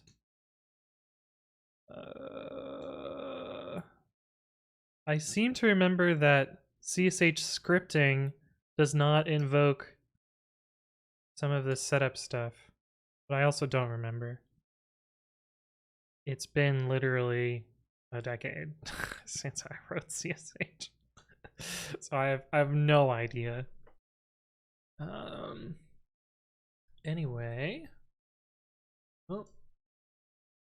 LinkedIn telling me that my coworkers are searching for me again. Oh, we got AWS searching for me this week though. That's new. What do they want? What do you mean? What do you need? Okay. Did somebody post the cache property thing in chat? Because I am curious about that. Oh, we can merge this. Oh shit! It succeeded! I still don't know whether this Python actually works or not.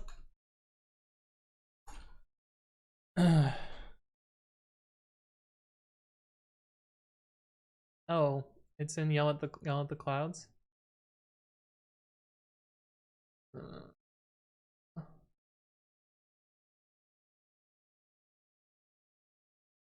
Let's see.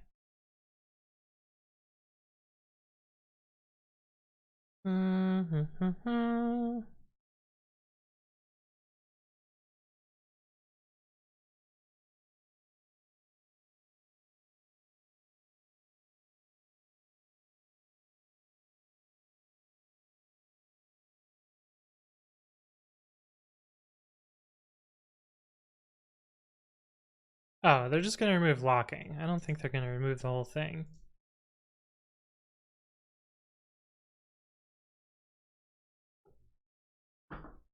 CSH doesn't support dot, needs to use source. Wait, that's the opposite of the usual compatibility. Kevin says, so if I donate 100 subs on Christmas Eve, do we get the Rust Babby rewrite? Oh no. Mm. Uh, the hard part. The hard part to that would be porting the highlighter. That's where most of the code in Babby is, I think. Right?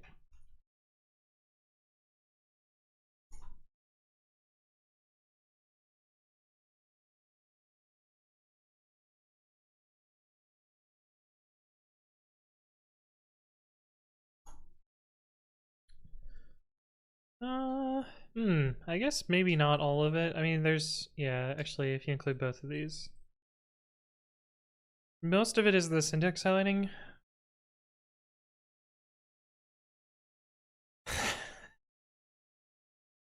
I don't know. Realistically, I spent 6 months to get Babby functional. And I don't know that I want to spend another 6 months on a text editor. um, did you alias grpe to grep? I did. Where did I type it? Oh yeah. Yeah, I did. Yeah, most of my aliases are typos. Okay, let's read through this.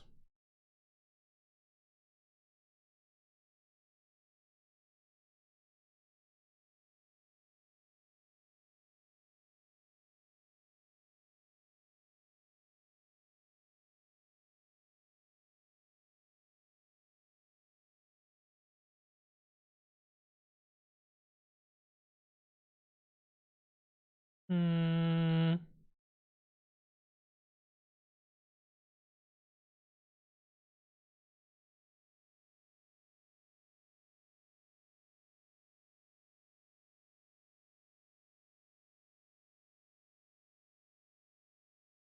It's really weird that it has locks.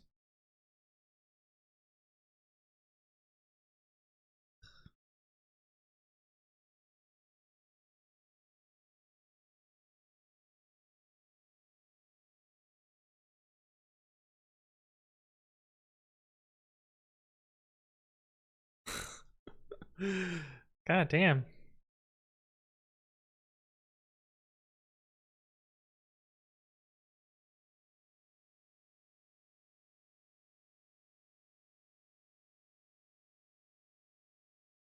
Holy fucking shit.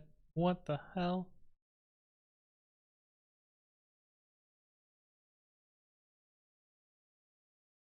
Yeah, I agree with this.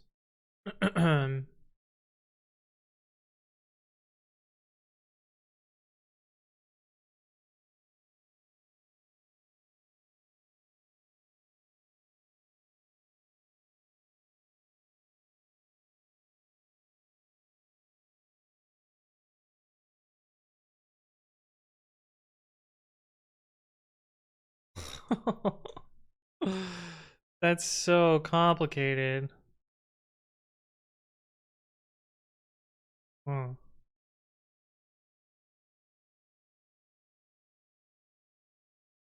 that's nuts.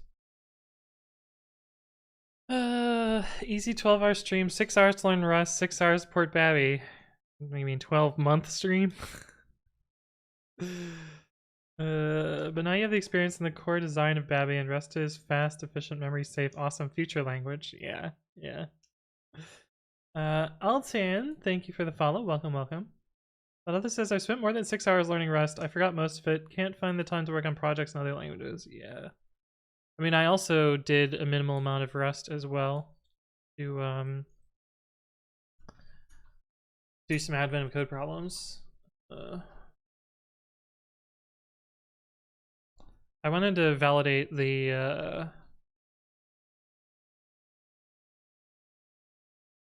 shit, why am I I wanted to validate the Dead Snakes build. Software properties common and repository PPA dead snake / nightly. Install Python 3.11-dev. On a serious note, I think 100 subs isn't realistic for the investment. If it took you 6 months, I think something closer to 3,000 subs would make it worth it. Yeah. Yeah. That sounds the math there makes a little bit more sense. Oh, time zone shit. I forgot the Debian front end non-interactive. I also forgot the no install recommends. Whoops. Whoops. You dropped it after 2 hours. I don't think I have the willpower to learn it. Makes sense. Ooh, the next LTS is coming up pretty soon, in 6 months from now. What is the next LTS name? I seem to remember it has like a funny name, like isn't it like Jammy or something? Ubuntu LTS names. Hey, what's up, Sarcastic Dante? Hello, hello.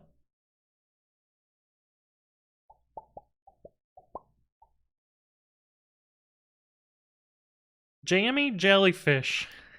Jammy Jellyfish. That's a pretty cool name. But it says, I kind of want to be good in a systems language and in front-end stuff so I can be a complete developer. Yeah, Jammy is such a good name. I was real bummed with that Yakety. Yakety was such a good name too. If only that one could have been in LTS, or Zesty. Zesty and Yakety I thought were good names. But yeah, Ubuntu Jammy, right? I wonder, can we run it already?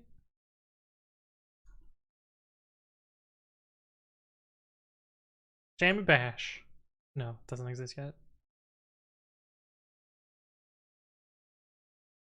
I probably don't even have a pre-release yet. Makes sense.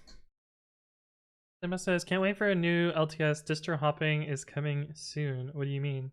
Ubuntu, yeah, right, Whisper. 100 subs is roughly 500, so if you got 600 subs, that would be 3,000.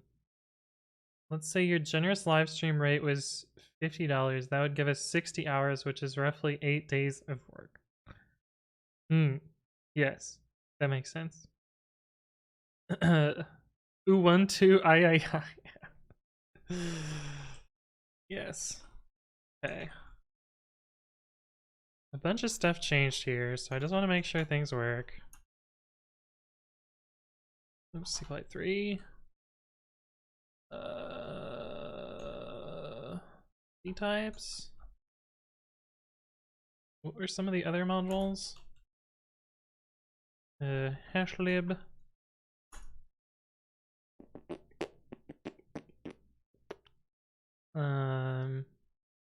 Like, I don't know.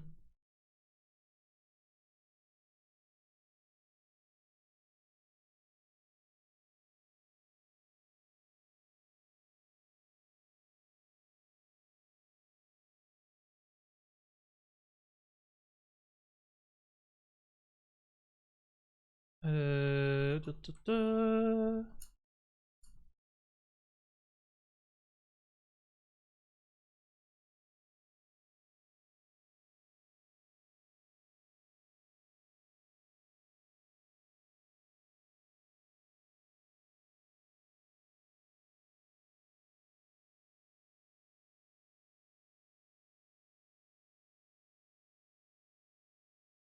Ah, things have changed. Music has stopped. Please continue. Okay, these make sense though. Opcode and parser were removed. This is a test module. Zone info was added. And typing was added. Cool.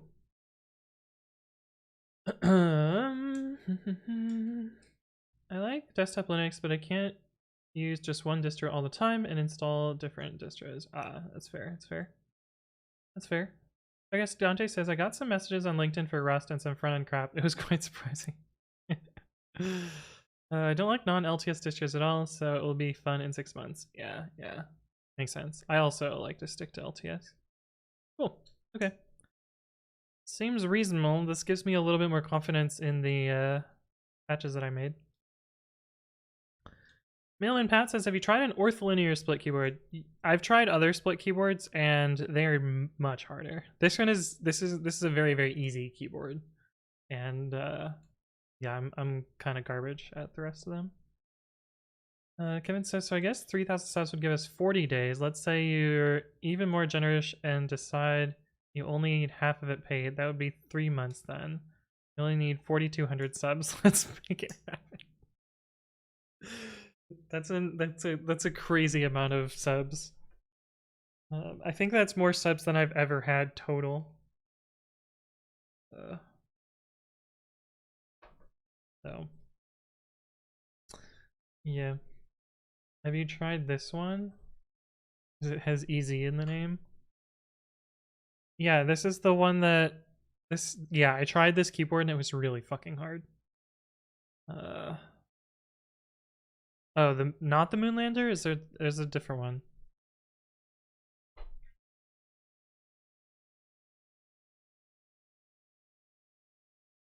Yeah, I tried whatever one True and Jordan got as a meme when they were gonna get pizza out of the oven with a keyboard because it looks like oven mitts. I tried that one.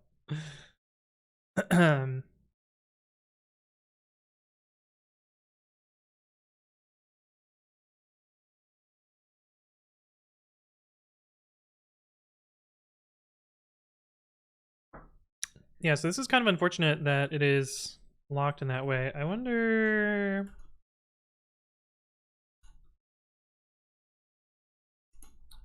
if this cache property has the same properties.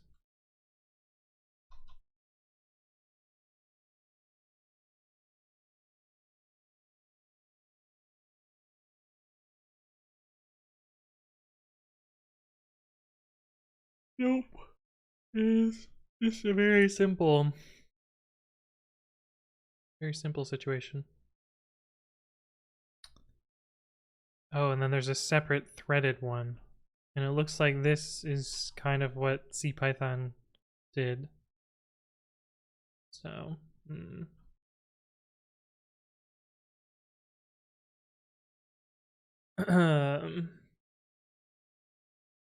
4,200 subs is $21,000. Yeah, that's a lot of money. We have to go even further than that so we can compete with Pokey. Yeah. Pokey has way more subs than that. Pokey gets that in a month.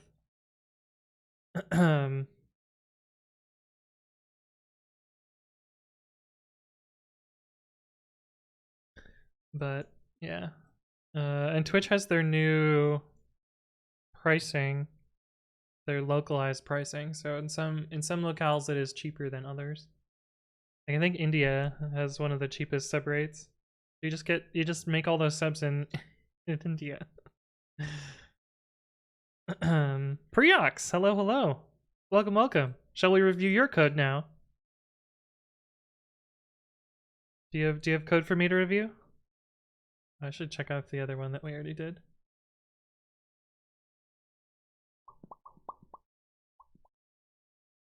Done. Thank you, ABC123.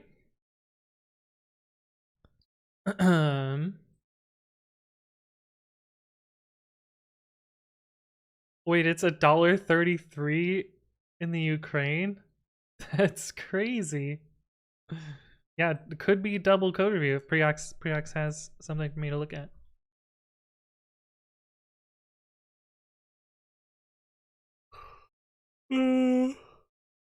Um.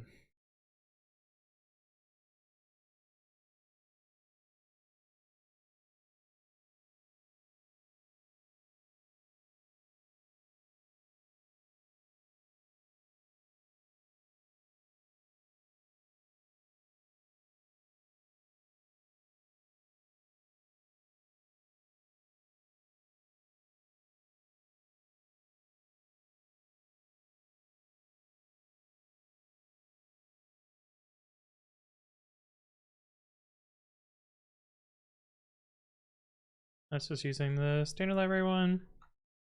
That's an example. Okay, so this is one where we could actually change this.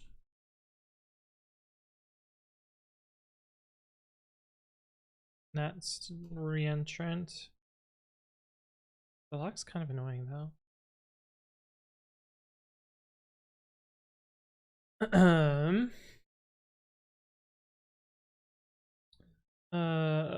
Prex says, if you like, I was just writing to-dos for the product. Sure, if you want to paste the link in chat, I can do that. I know there are countries with more than $5 per sub, which is not a good regional pricing. Shit. Kevin says, how does sub work? Do you get a percentage of what we pay for it? So I'm technically not, according to my partner agreement, I'm technically not allowed to say the percentage that I make from a sub, but I can talk about the standard affiliate agreement. And the standard affiliate agreement, you get 50%. The streamer gets 50% of the subscription. I don't know whether that's 50% of the regional pricing or not. And there are some streamers which make up to 90% of their subs, which is fucking nuts. And for partners, usually the higher tier subs make a higher percentage. But yeah. And depending on how large of a streamer you are, you usually are able to negotiate your contract and change the percentage of your subs. But I'm little babby streamer, so I clearly can't.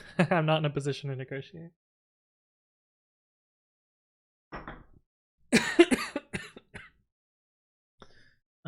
Preox has linked. Vinicami says your video from GitHub Universe is still not up. Yes, I will be posting it on Monday on my YouTube channel.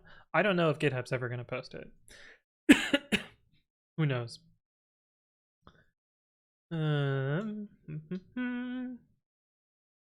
But yeah.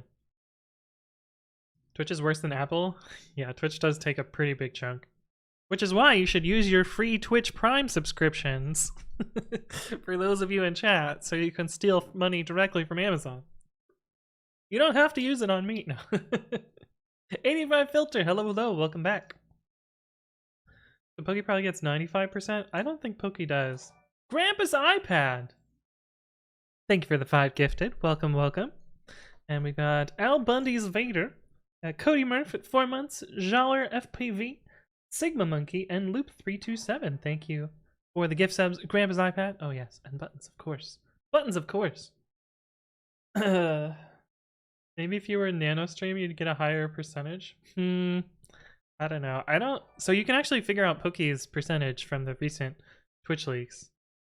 By dividing her, I mean, you can roughly assume that like 70% of Twitch income comes from subs, and then divide it by her sub count, which is publicly displayed, and figure it out. So, wait, the bot's not subbed? Oh, the bot's not subbed to Pokey. Yeah, of course not. Why would the bot be subbed to Pokey? Okay. Ooh, we got quite a lot set up here. All right, let's clone this and take a look at it.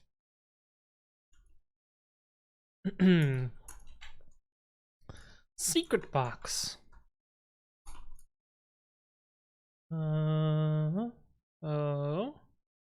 got quite a lot to look at. Let us start with the GitHub workflows files, since those are the easiest to look at.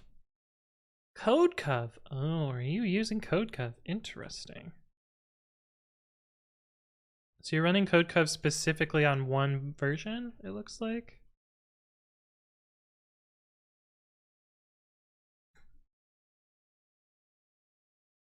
Why not run it on all of them?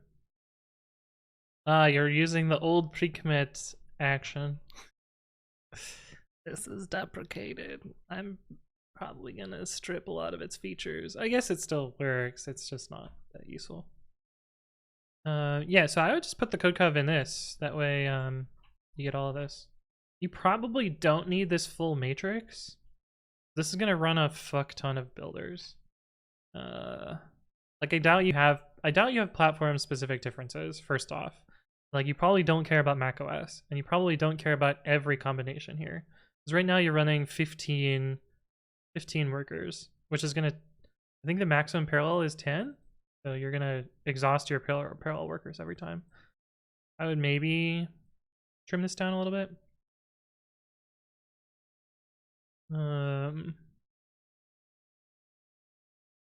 Yeah. That seems fine. This is interesting.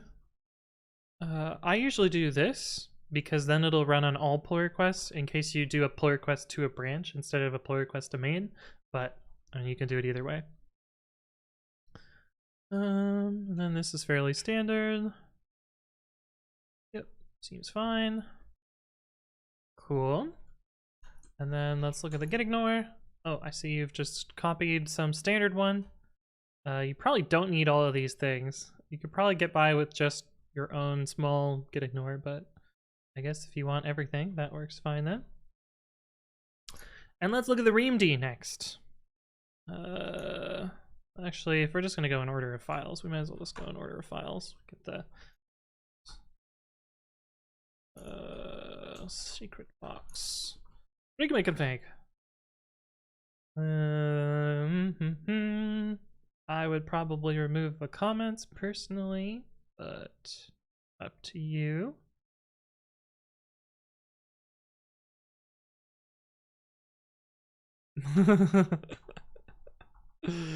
That's funny.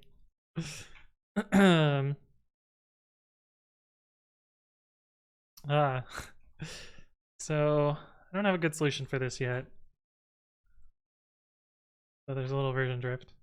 No big deal. I do not like Bandit personally, but if it works well for you, then ship it.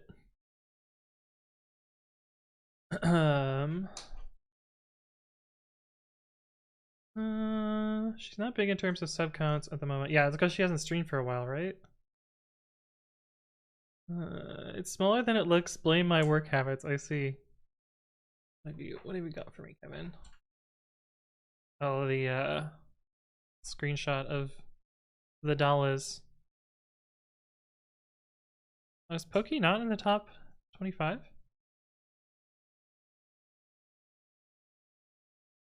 Interesting. Interesting. Anyway. Vinicami says, do you think about using anything other than YAML for pre-commit config? Yes, there was actually a point where I went to rewrite it. Melky! How are you doing? Kapow! Let me give you a shout out so that my viewers, I mean, of course, they already know who you are. You are the Melky. Welcome to the Stream Raiders. How are y'all doing today? We are right in the middle of a code review. We are reviewing some code from chat because they redeemed their channel points. But welcome. Hopefully your day is going well. Hopefully your Saturday is going well. For those of you that don't know, my name is Anthony. I work on a lot of Python open source software. Some things that you might have heard of, like Flake 8 or pre-commit. Up here somewhere, pre-commit. Talks, PyTest, Dead Snakes, a whole bunch of other stuff. But welcome to the Stream Raiders. Hopefully you're all doing well today. Oh, and now I have to use Vim. Thanks, silly buttons. If you want to force me to use Vim, you can donate any number of bits that ends in 51, and then I will use Vim for that number of minutes. So, +1. So, then silly buttons cheered 251. I am now using Vim for 3 minutes. But welcome. Hopefully you had a great stream. What were you working on today, Melky? I see you in chat. Where's your wrench? Where are you? Melky must have had to run, which is fine. But yeah, so the real other choices for pre-commit from a configuration standpoint are like YAML and JSON, and because TOML doesn't make sense because it's deeply nested. INI doesn't make sense because it's deeply nested. I really want JSON 5 to be a thing, but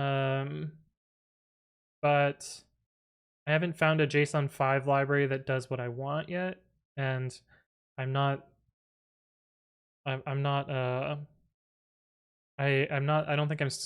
think I'm clever enough to write a parser. So yeah, I have put some thought into that. I did try and write my own configuration language called dumbconf, which looked a lot like JSON 5, but never really finished it. But this is kind of what it looked like. Kevin, thank you for the 51 bits. I should actually use Vim to make this worth it, right? We should actually review some code. All right. Got your license, standard MIT, cool. Makefile. Haven't seen one of these in a while. Okay, so you marked everything phony. So one thing that I like to do with this instead is right above the particular targets, mark them as phony. Just to make things, because I always find that it's easy to lose these. But that's just me. These comments are a little weird. I would maybe not do it that way. But clean PyC. This does a little bit more than cleaning PyC. And I see this in a lot of things where they clean PyO files, but literally no one uses PyO files, so I don't know why people bother. But anyway, Conmarker says, look, at work, the project I work on runs 40 parallel jobs and has at least platform-specific code, but I should do something about that. Yeah, I guess that's fair. The bongo command, yeah. Oh no, who gifted my bot a sub to Pokey? God damn it, guys. Which one of you did this? Probably Kevin. It's gotta be Kevin, right? Bandit's also on the way out. It only does anything when it's a false hit. Yeah, I don't really like it. I don't think Pokey's info got leaked. I I mean, everyone's info got leaked. Well, the first like 100,000 got leaked or something like that. Like I'm not a big enough streamer to have been in the leak, for instance. Aaron Belsey, hello, welcome. I don't know what that emote is. Huh. And then Silly Buttons is here, of course. And Kevin with the bits. Yeah, so the problem is FTS doesn't understand a bunch of special characters, and so it errors out. So yeah, it's just kind of annoying. Is phony like what's public? So I've been meaning to do a small description of what makefiles are. Me tabs, right? So in makefiles, the general way that makefiles are supposed to work is you're supposed to have a task that produces a file. So this is supposed to produce the foo file.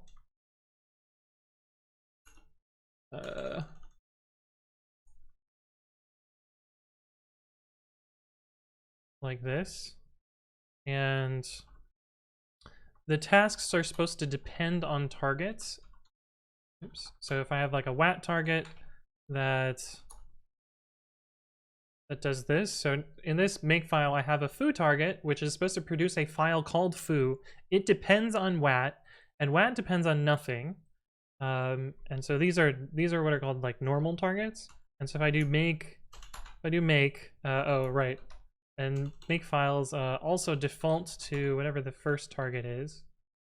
So you usually put an all target, which is going to list all of the things that should be built. So let's say our actual output is foo. This is of course a terrible example. B Havish Verma, thank you for the follow. Welcome.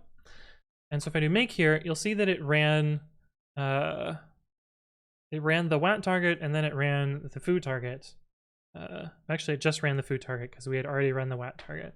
If you make, it'll say everything's up to date. If we were to delete the WAT target or the WAT file, it's going to rebuild WAT and then rebuild foo. So generally make is supposed to be like a dependency management tool.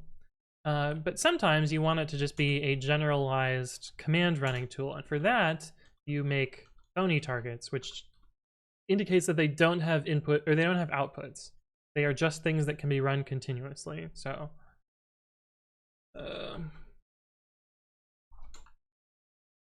oops, say hi. So this is a target where you can run it continuously, and it's always gonna run the thing. Whereas make foo is not gonna rerun the thing if it's already up to date. So that's kind of what phony means there. I should maybe. Oops, that's not what I wanted. I want video idea. Make file phony. I should probably go over that concept in a video at some point. But yeah, that's what phony does there. Kevin says, need to run for a bit. I'll be back if you're still streaming. Sounds good. Thank you for stopping by. Drink Timer says, can you quickly confirm how to print out the current prompt in command? I don't know how to do that. I would just Google it.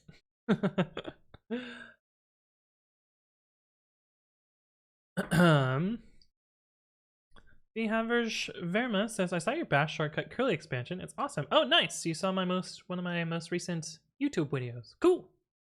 There's 300 other videos in that playlist too if you want to check out more content. On here. This link here, which opens up. So all sorts of other videos about a bunch of different topics, and if you want me to make a video on any particular topic, just let me know and we'll make it happen. Tox is kind of like a makefile, kind of. So Tox is like an automation tool. You could, like, before I used Tox, I used makefiles to satisfy the same uses. Tox is more of a command runner than make is, and less, like, Tox doesn't do any dependency management sort of stuff, other than Python virtual environment.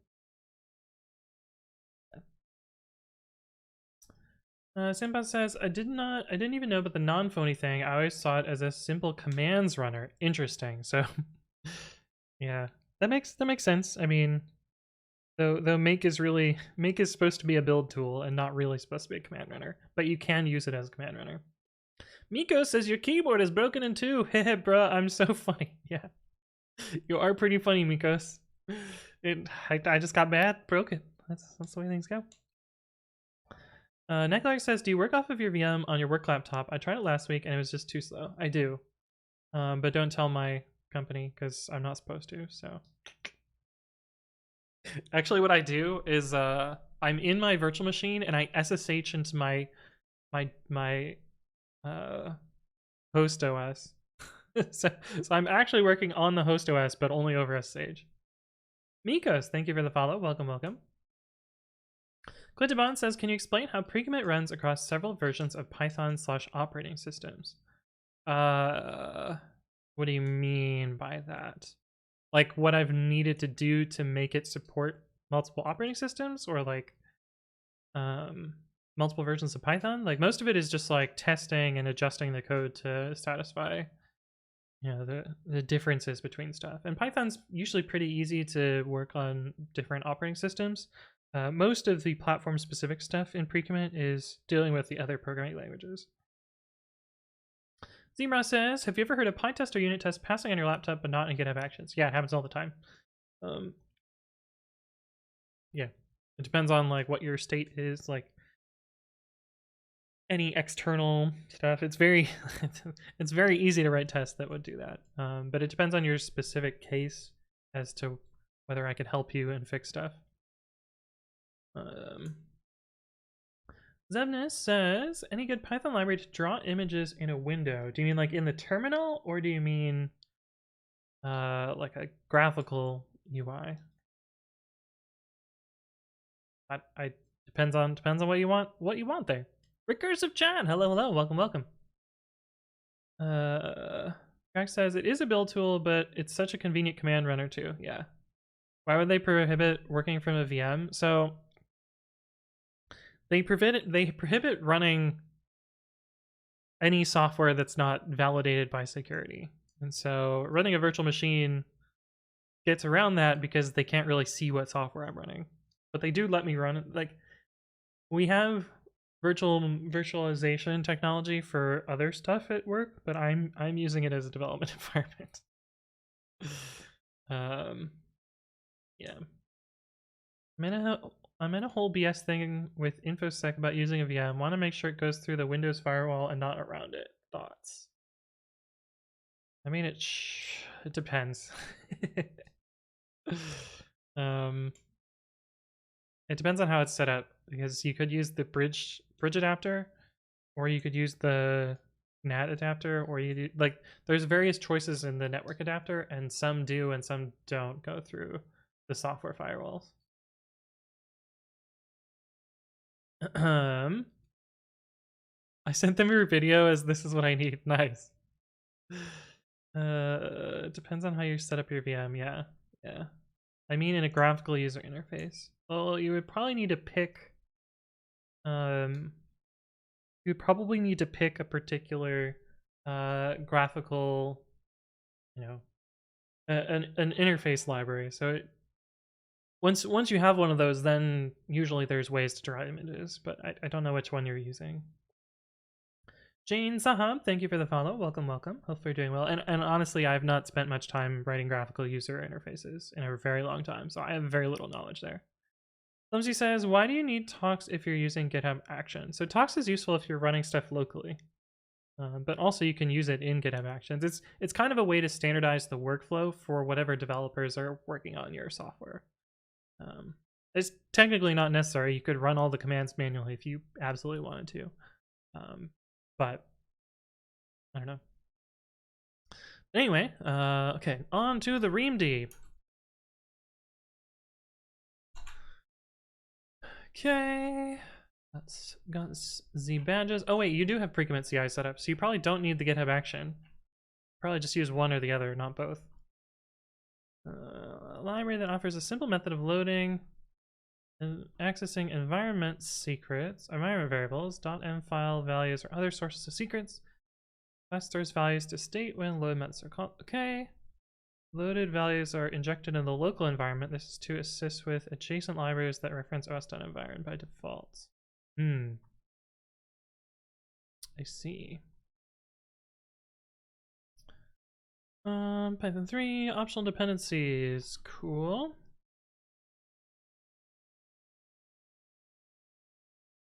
I find that this like super slows down MyPy, which is really annoying.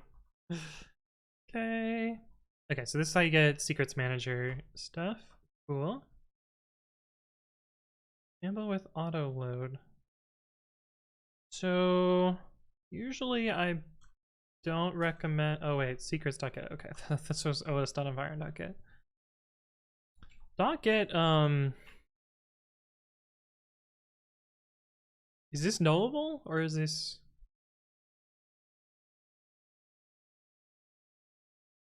Yeah, to me .get means like it's nullable, but well, I guess we'll check the actual interface. Like I would do this probably if you're trying to represent a mapping interface. But seems fine. Load from.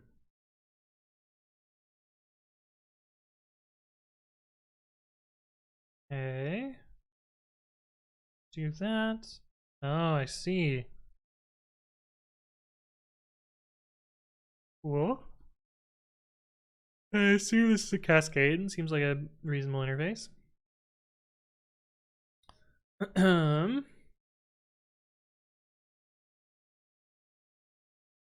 Ooh. Are these named only arguments? I guess we'll get to that when we look at it. I would probably make sure that these booleans are named only. Auto load loads my variables and then the m file from the current working directory. So one thing you mentioned os.environ earlier as a assignment. That seems like a behavior that should be configurable. Like I would generally keep it off or have like a context manager for it. Okay, m file. Does this also support export in this? That seems useful to support.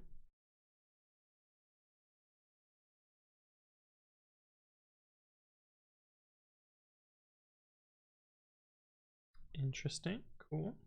Jack Patterns, thank you for the follow. Welcome, welcome. Hopefully you're doing well. I think like there is a standardized format for .env, so like, I think this wouldn't work. Like I think you have to have this, but I'm not sure. Local developer, set up a virtual machine, cool.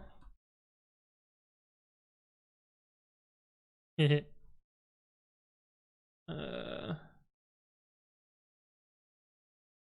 actually don't need to use the .bat. This works fine.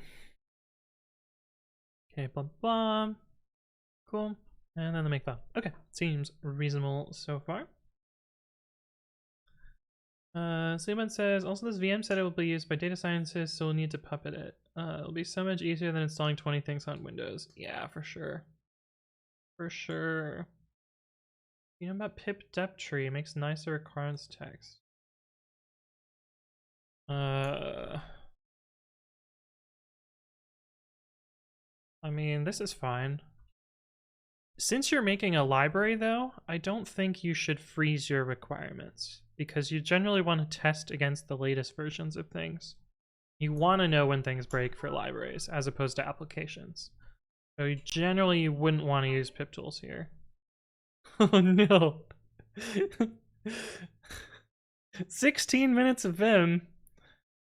And you're trying to get me to install cock? I thought the whole point of me using Vim was it's supposed to be a terrible experience. Holy shit. Here's 200 lines of oh, needs NeoVim?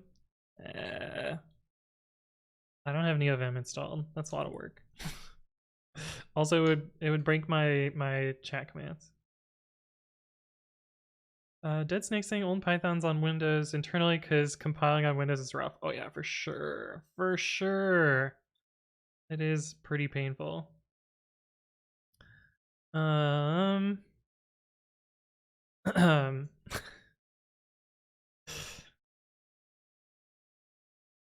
this is life-changing. It's easy. I'm never gonna use Vim though. I'm never gonna actually use Vim. Let's build NeoVim from source. No.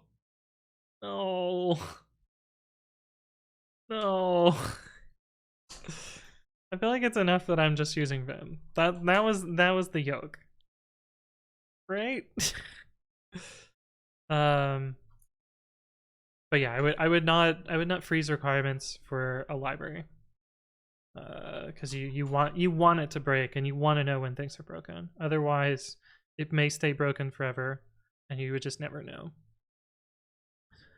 Okay, did reamd, we did those. Setup.cfg, this should just be setup.cfg formatted. Cool. Well, 3.6 can be concerning.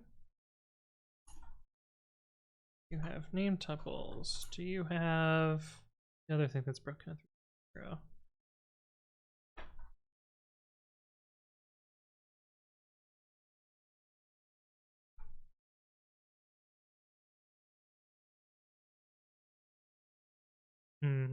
I guess it's just name tuples. I just want to see what having jump to definition is like. Oh, I know what it's like. I used to use IntelliJ. I used to control click all the time. Building nvim from source is really easy. Make cmake build type equals release sudo make install. I'm not gonna run sudo make install. That's not happening. Mailman Pat says, what editor do you actually use? I wrote my own text editor called Babby. So normally I'm using Babby, but right now I'm punished by using Vim.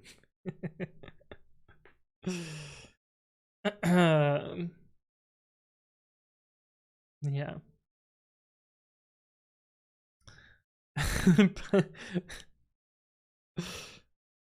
How cruel.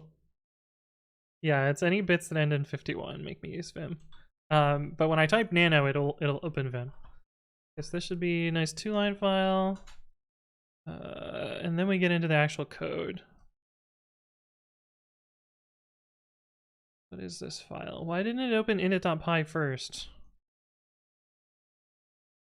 How do I go to the next file without closing it?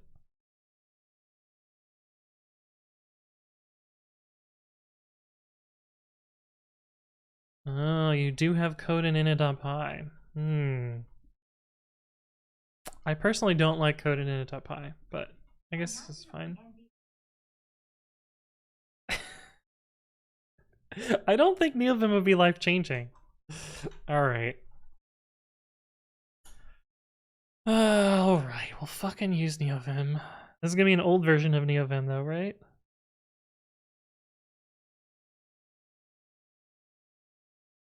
Or do you actually want to build it from source? 4.3, isn't the latest like 6?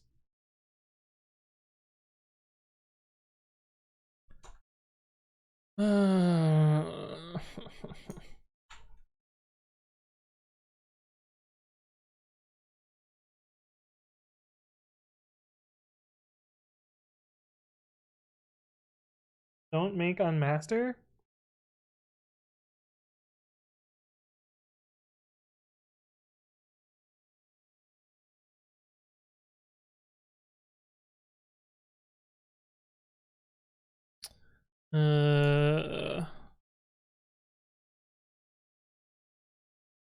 Oops.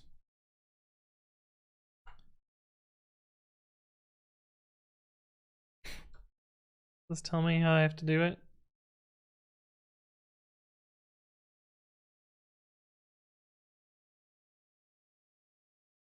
Ew, they use conventional commands. Gross.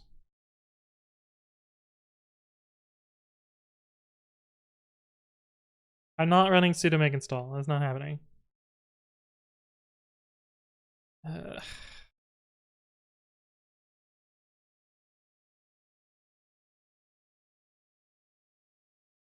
Drop song chat. Him and Pat says that's what Babby is. Be interesting to see it rewritten in Rust. Yeah. I don't like code in init.py either. It's just an end user convenience isolated to the very specific class import. Yeah. As long as it's like 2 lines, it's probably fine. Let's see, man. NeoVim ships an app image if you want to skip compilation.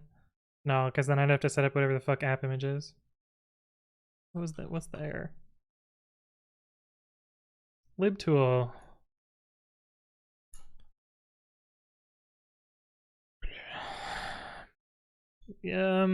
Confuse. I have libtool.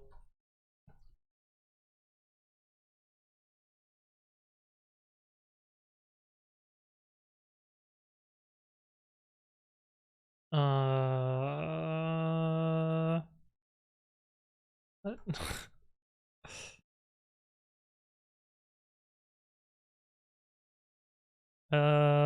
What?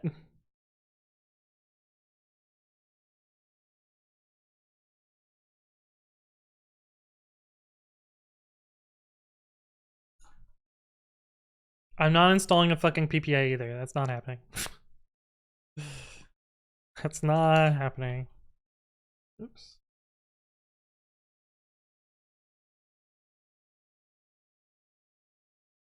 Let's see if they just have it wrong.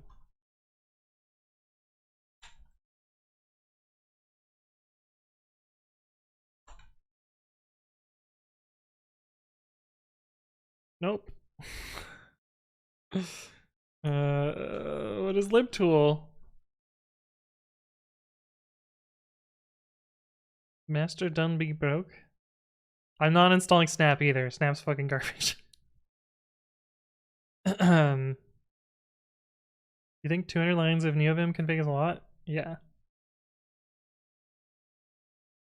Yeah. Let's install the old version. Alright.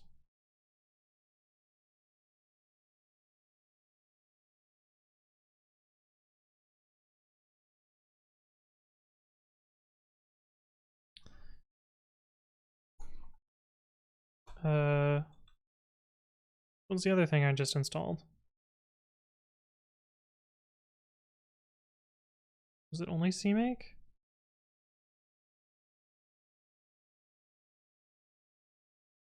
NeoVim.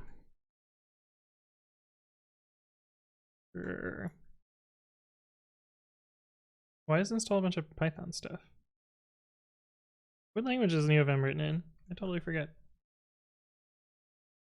Okay. It looks the same. Okay, what were we on? I think we should start with secret box first and then look at everything else, perhaps? Yeah? C and Lua. Let's just be sane and use Babby? Yeah. Yeah.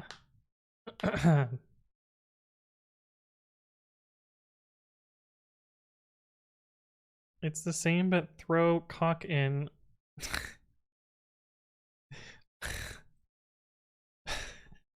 Like chat's just screaming, show cock, show cock.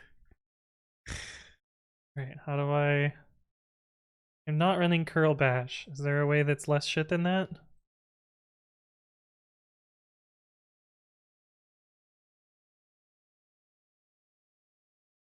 Is there setup instructions that don't involve curl bash?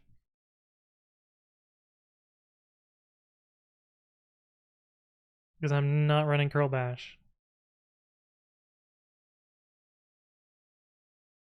Plug? Cock reveal. I don't have plug. Envim plug? No.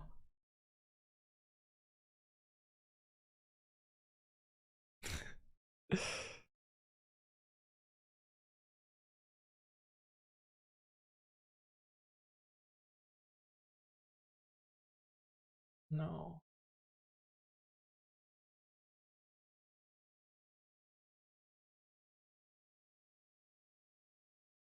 God.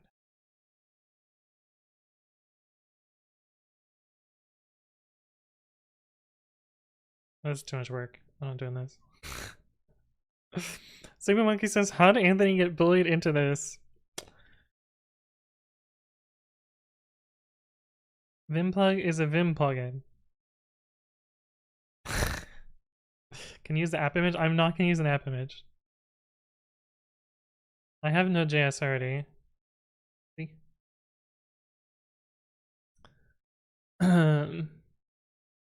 Anthong does not have app image and does not like app image span Flatpak. Yes, exactly. What's up, time traveler? Welcome, welcome. You need to tell it which Node.js. No, okay, never mind. We're not doing this. We're not doing this. It's not easy to set up, so we're not gonna bother. Ah, interesting. An author statement.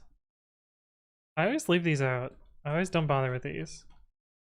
I like how you put your Discord handle. Nice.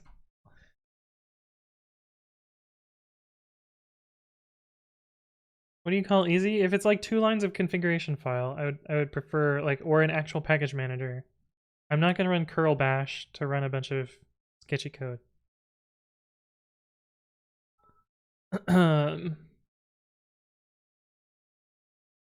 We're not though. We're not though, silly buttons. Setting up NeoVim the way you want is a whole world of pain and time sink. Yeah, I'm pretty sure we could spend hours on this, and I'm still not going to use it, but you wrote your own text editor. Compared to that, NeoVim setup is easy. I mean, hours more like weeks. Yeah, exactly. Okay, so you're supporting 3.6, so you still need this. I think actually you can leave off this annotation and it'll infer it. Because it should find the common subclass between all these, but fine. Yeah, so the thing we talked about before is to, oh, it puts the cursor into this mode in insert mode. Interesting. 1100 line config files aren't going to write themselves. Yeah, that's true. That's true. Hey, what's up, Piggy Dicers? Hello, hello. Good to see you again. This will make these named only so that they're not Boolean traps. Oh, loggers. I don't know how I feel about loggers. But if it works, it works. Quarg's defaults. Oh, these get passed to all the loaders? That's an interesting idea. I think that's, I mean, you kind of end up in like a tricky API situation if you ever add or remove parameters in this case. So, yeah. Yeah, it is Halloween, and I definitely did say I was going to wear the onesie. And that didn't happen.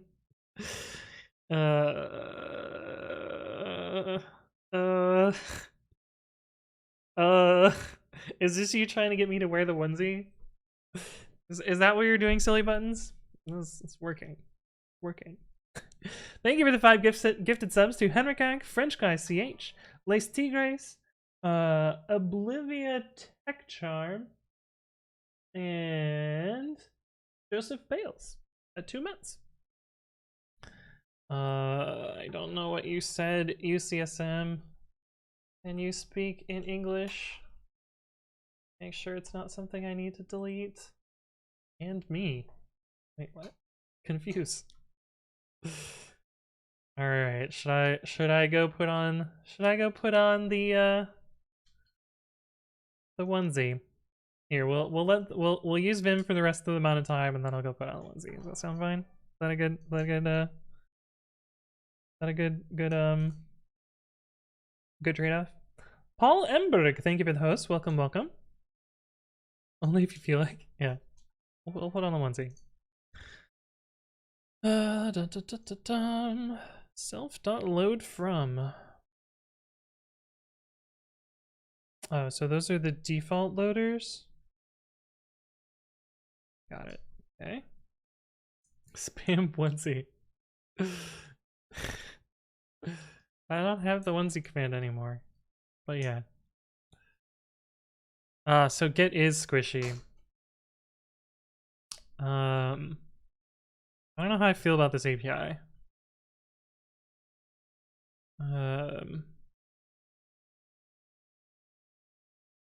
Also, I feel like if the value is present but the wrong type, it should be an error.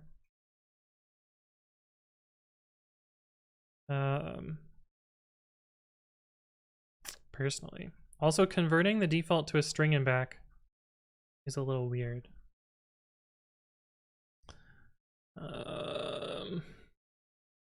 It list.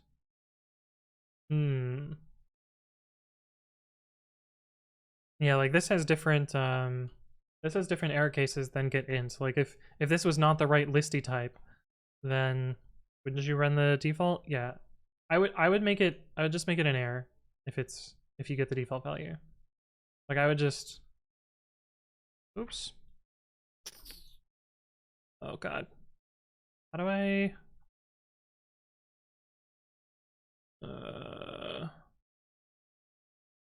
oh wait, no, I had that right. I wanted shift V $D.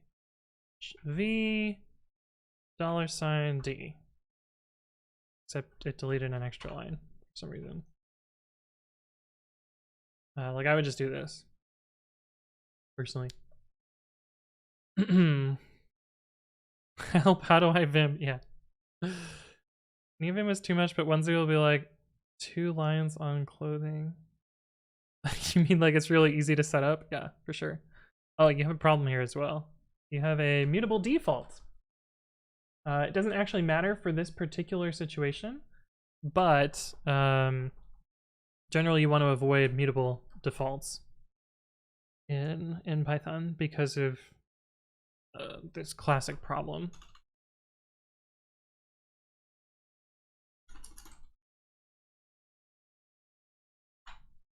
Oops, I did it wrong. X equals default list, x.append wat, and x. So if you call this with a list, it works fine. But if you call it with a default, you get wat, as you would expect. But you get more wats over time because the defaults are actually stored on the function itself. So I tend to want to avoid this. And a linter will usually complain about that, but MD084, thank you for the follow. Welcome, welcome. Hopefully you are doing well. Load from. I think this should be an error rather than a warning. Like if the programmer puts the wrong thing there, it should error. It shouldn't just warn.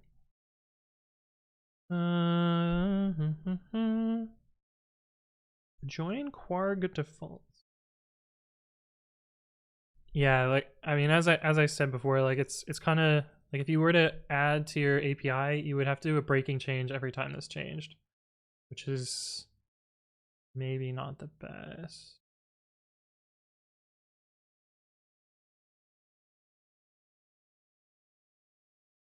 Yeah. Oh, this is what I was talking about earlier with setting environment. Like this should probably be a context manager and not just a default behavior. MD Johnson, thank you for the follow. Welcome, welcome. Or at least that's how I would do it. Liberian Ben, hello, hello. Welcome, welcome. Most of your config in Lua, just auto commands and colors. I see. Makes sense. Tempa says, I find it difficult to let the error bubble up. My brain wants to handle most cases, even if it's not my job. Yeah. I think, you know, your code's going to be much simpler if you don't handle them and just let things bubble up. Is there any reason behind using percent strings? So in logging, and this has actually been shown to not, so the, how do I put this?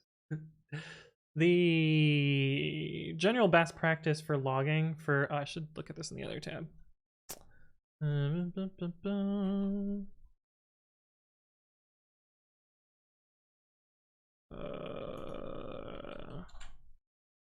Yeah, so the general best practice for logging in Python has been to defer all of the string formatting until the logging actually occurs. And so for that, you would use %s because that's how loggers do their formatting. But f strings are actually faster than deferring in most cases, so it doesn't actually save you any computation. But that's why it encourages this style there. But yeah, that's a good point. Join Quark defaults. You can use dictionary splats here. You can do base new quarks. Then you got a one-liner. Oops. And assuming that you unfuck this at the end, but that seems fine. Along with Chris, thank you for the follow. Welcome, welcome. You can tell this was designed in an environment where we default through. Yeah, that makes sense. Yeah. Are they faster than f strings? No, percent format's not faster than f strings, but doing nothing, it can be sometimes.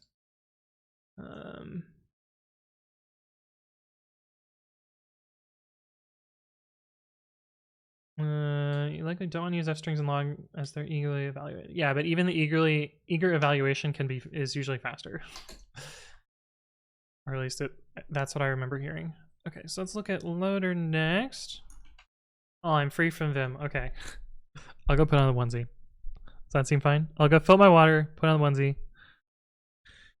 And then we can do that. Sound good? I'll see you in a sec.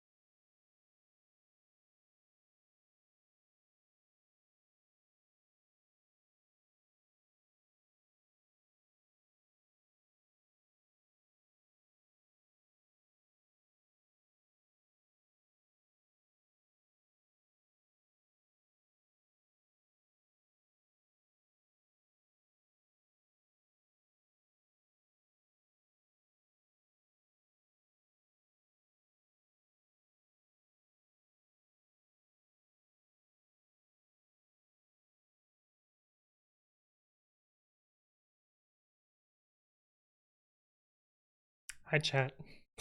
We're in the onesie now.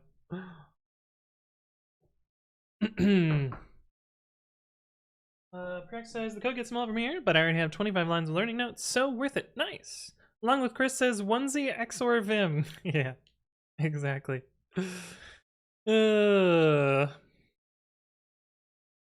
Needless River, how you doing? It's hot, Anthon gets sweaty, puts on a onesie, F. Yeah, exactly. That is precisely what's about to happen here. You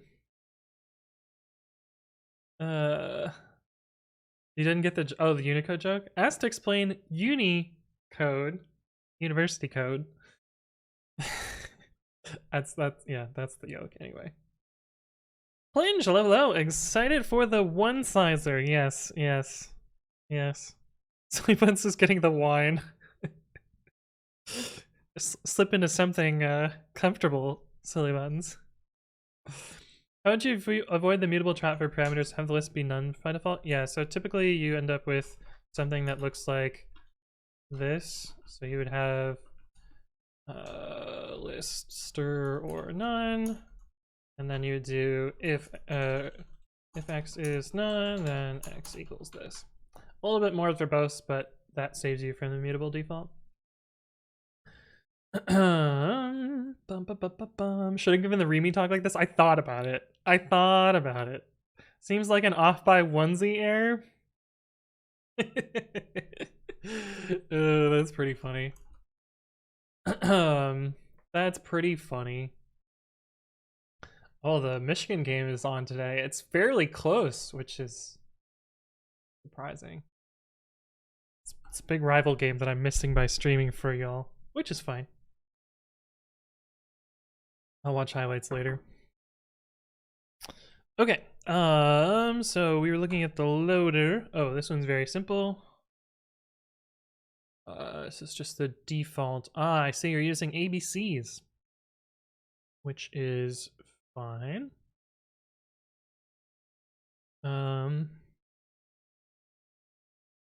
If you set up cov defaults, this will be excluded by default. Cov defaults is a coverage plugin that I wrote. Yeah, that is a pretty good MOTD to set their preox. Scratchmax says, aren't you afraid of your computer going to shut down and lose all the work in temp? No. I'm reviewing code right now, so if it goes away, I don't care. Also, it's a VM, so not a huge deal. Protocol is cooler, yeah, but I think this default behavior is still desirable here. Yeah. Coverage was misbehaving on me for that. It should be excluded, but isn't. Hashtag tech debt. Oh, yeah. I think cov defaults doesn't know about source layout because I don't use source layout because I think it's not that worth it. Oh no, how's Iowa doing? Who are they playing? Oh, Wisconsin, they're getting crushed. Shit. Yikes.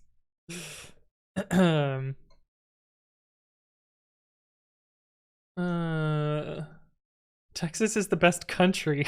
Says silly buttons. That's funny. Spoken like a true Texan right there. Environ loader. Okay, fairly straightforward. You can just do self.loaded values.update. I think this works.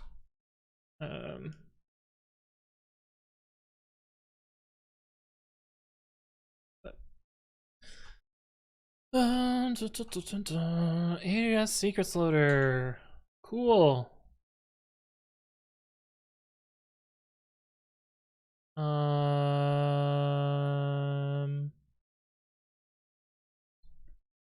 Why not just do this?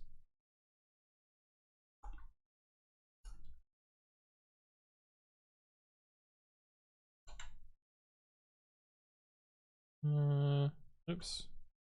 So AWS secret loader.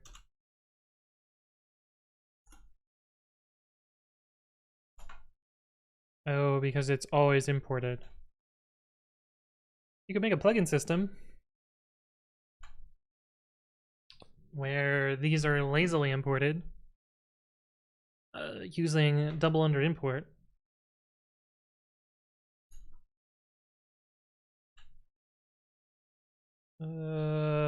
Didn't link the right video.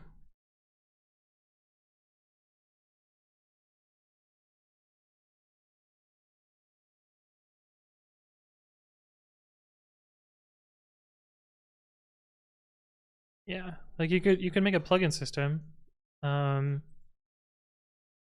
which would maybe work, but I don't know. But otherwise, yeah, like you do need to do what you're doing because it's always imported, and you made it an optional dependency. So that actually makes sense. But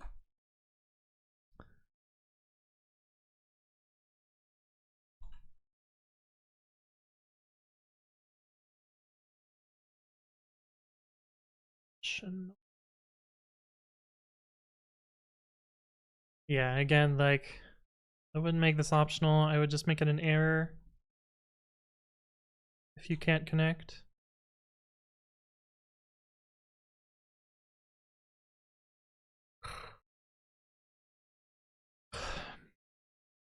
Oh no, silly buttons. Oh no. Mohamdi, hello, hello. Welcome, welcome. Good to see you. And again, like I wouldn't handle any of these errors. I would just let them bubble up.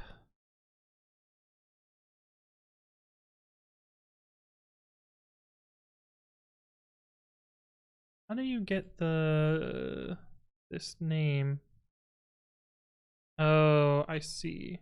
Yeah, so that's the problem with this API, and like if you have multiple things set up, you have to pass these to every secret manager.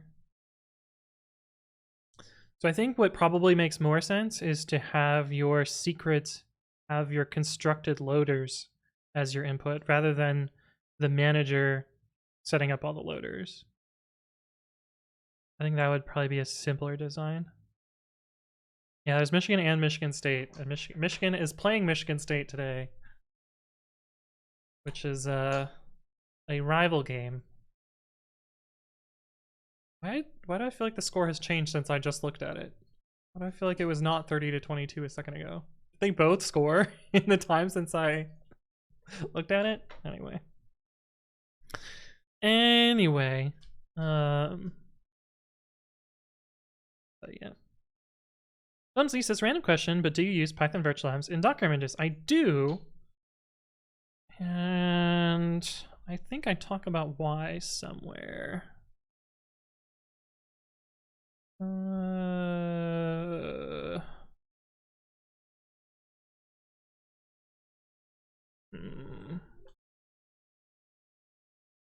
Yeah, this one.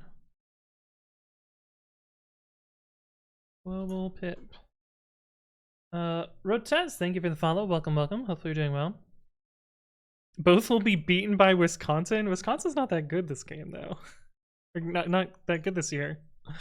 Although they're beating up on Iowa, so who knows? Actually, no, Michigan already played Wisconsin. Michigan crushed Wisconsin. I was like, wait a minute, didn't that already happen? Yeah. Michigan State play Wisconsin? Michigan State does not play Wisconsin this year. Got it. Iowa lost its offense 3 weeks ago, just went poof. Yeah. Yeah. That'll happen. That'll happen. So these seem a little bit weird to me. I guess it makes sense, but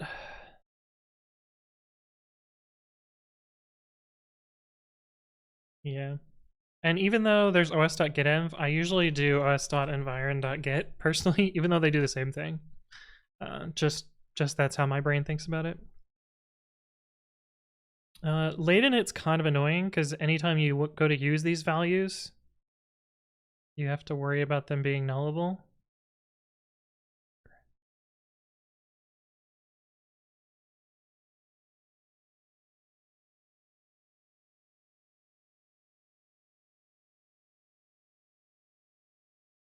Ugh. Massey. Nice.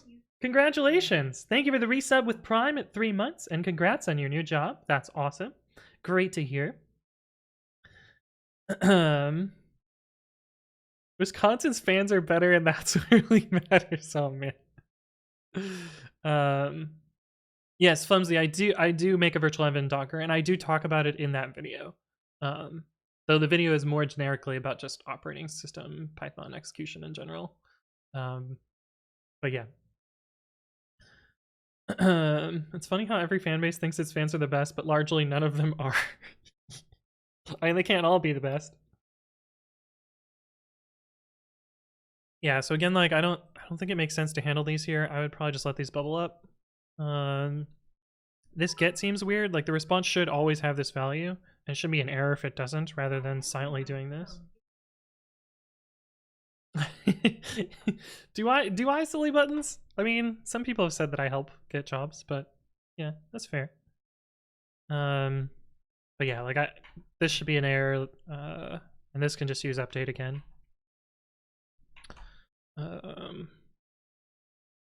Cool. So that's that. And then we've done all these. Oh, nice. Wait, I got you promoted. Sick. that's why you're Vinditzing. I understand. All right, let's look at talks next. It seems fine. So you actually don't need. Oh wait, this is. Probably don't want to do this here. Like I would get rid of these. Otherwise you're wasting like 4 seconds every time you run talks. And do you really need both XML and HTML? I usually don't do these unless I absolutely need them. I usually stick to just this. You can do it if you want, but...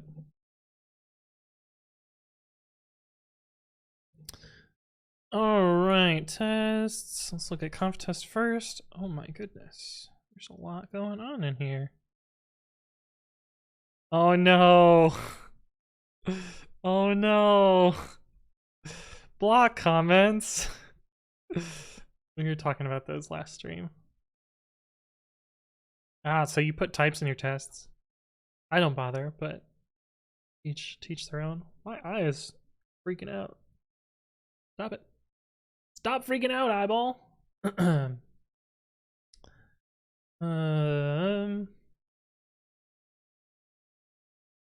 What happened here? This is a test, I think. Xorb TV says, "Hi, I'm super new. What are we looking at? We are reviewing some code from Preox, who redeemed channel points to have me check out their code." So I don't know whether you use these in more than one file, but usually I keep these specifically in the file that they care about, and don't. Like I try and keep my conf test as small as possible, because if you put every fixture in here, you end up with just hundreds and hundreds of lines. This is interesting. Why not just use... Oh. Yeah, you can do this much easier. You can do with temp file dot named temporary file as f dot write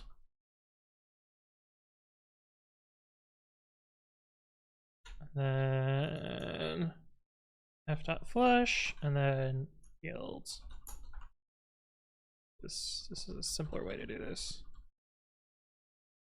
Oh, actually, oops. You have to do mode equals W as well, I think.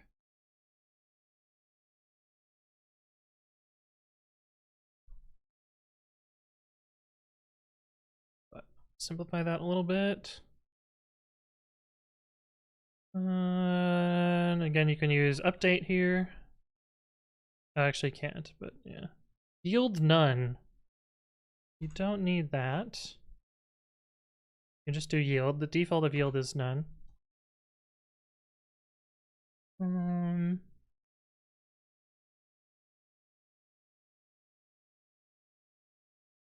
And I do like patch.dict personally. I like this. There is a built-in thing in PyTest for this, like monkeypatch.setEnviron or some shit like that. But I like the way you did this. There is just another way to do this.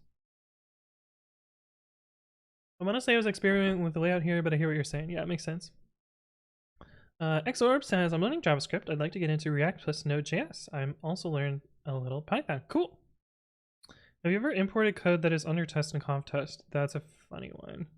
Yeah, you end up with kind of like circular dependencies on stuff, which can be kind of tricky.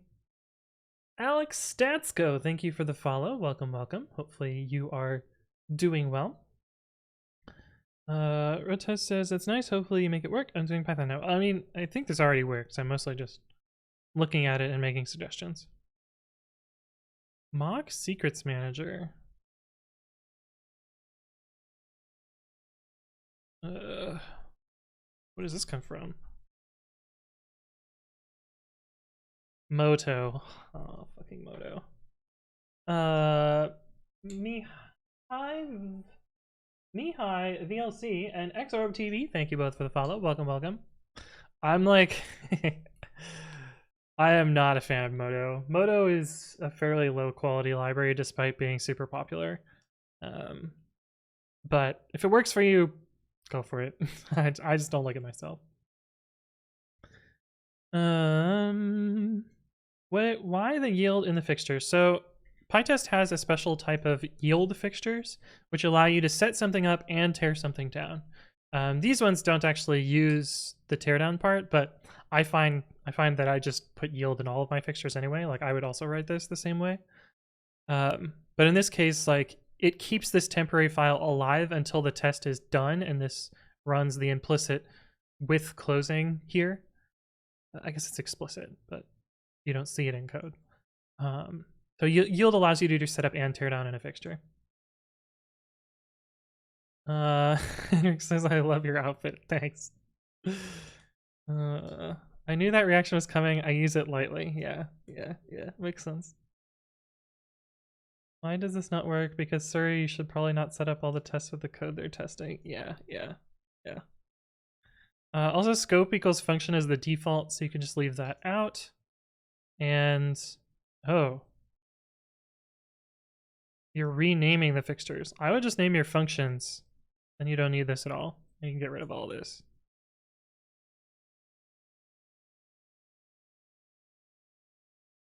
Yeah, that's what I would do there. Okay, oops.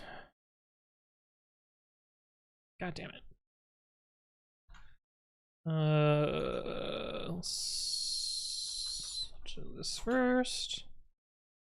This doc string isn't doing anything for you. I get rid of it. Wait, what is import lib being used here? Oh, please not reload. Please not reload. Oh, I thought I was in Vim. I was trying to use Vim searching. No. No, reload is the worst.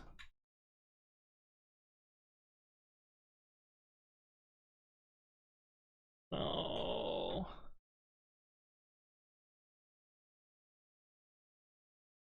Yeah, import.lib.reload is kind of gross because it causes all of your types to be loaded twice. It doubles your singletons. It can be just kind of messy. All right, we got Vim. You're happy. When are we getting a noodle onesie? I don't even know what would I search for. A risky search. Well, if you find a onesie that looks like noodle, maybe we could do it. I'm not gonna search for that on stream.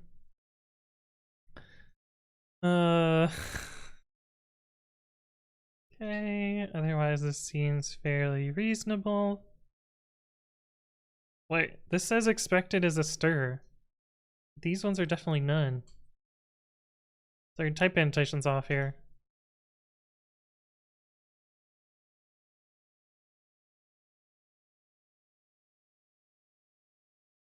The Vim channel points reward was the Vim bits reward was the best business idea. Yeah, the crazy thing is the first month I had it enabled, my bits like tripled. So it does make a lot of sense. I don't know, it's kind of cool. And if we have more ideas like that, we can implement more of this. KidCM says, any tips on learning C#? What are you getting caught up on? Are you working on some sort of project, or what's the hang up? Rita says, what is this environment you're working in? Is this an IDE? This is just my terminal. It's inside of a virtual machine. And right now it's running Vim because I have a channel points reward that makes me use Vim. But usually I use Babby, which is my own text editor that I wrote from scratch. Close. Oh no. Oh no. That is actually very close.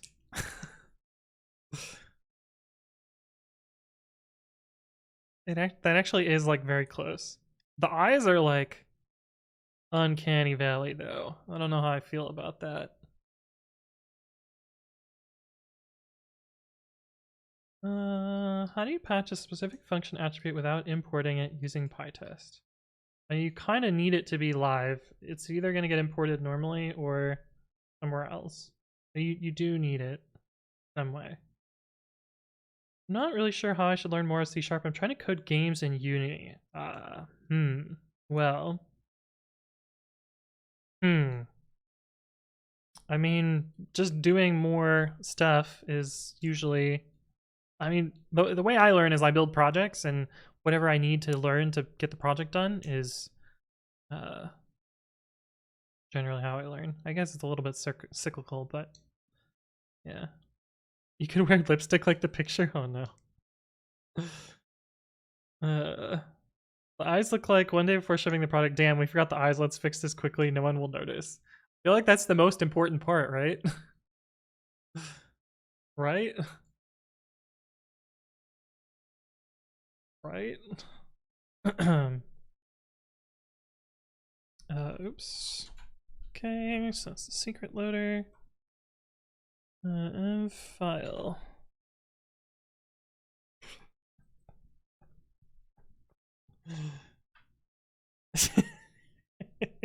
I see, you're using a file that definitely doesn't exist. So you could force this by using temp path and then doing temp path.join dne. I think it's join path actually, because it's stupid pathlib. And then you could use this. That way it definitely doesn't exist. Like there's no way it could exist. But it doesn't really matter. Okay, seems reasonable. I usually don't bother with the third arg to assert because PyTest will fill it in for you. Chaos for the Fly, hello, hello, welcome back. And Ikme, good to see you again.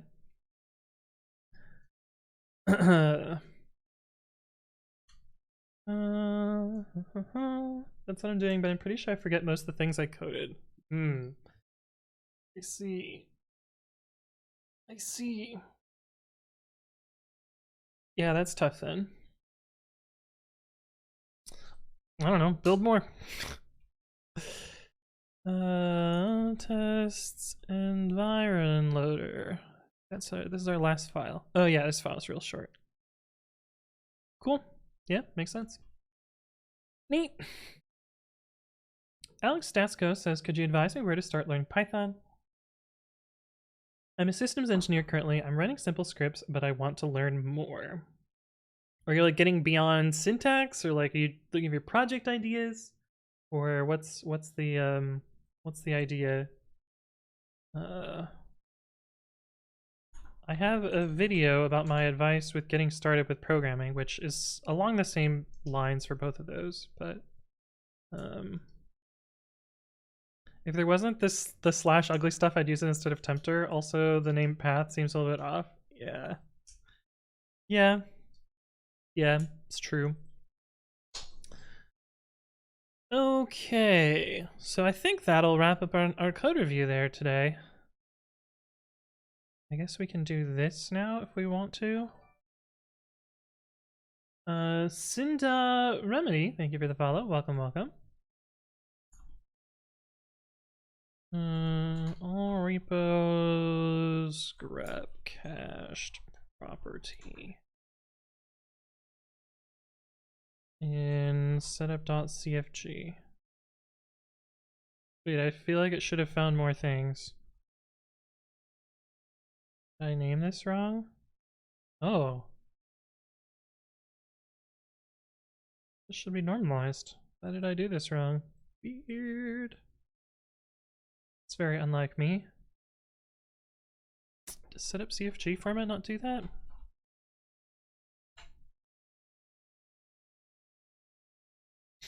I thought it did.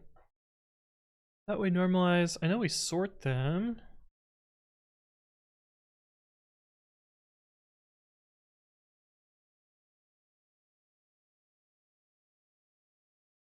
Normalize rec.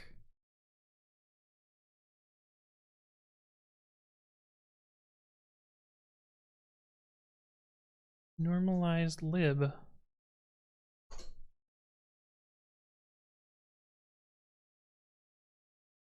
I can tell I didn't write this code because I would have put this function right here, but somehow it's down here.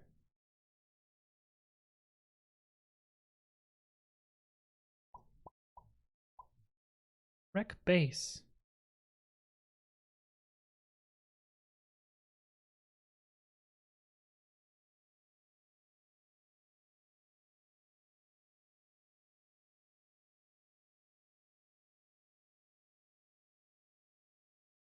Oh, yeah, so that should probably normalize things to be dashes. Oh well. Leave myself a note.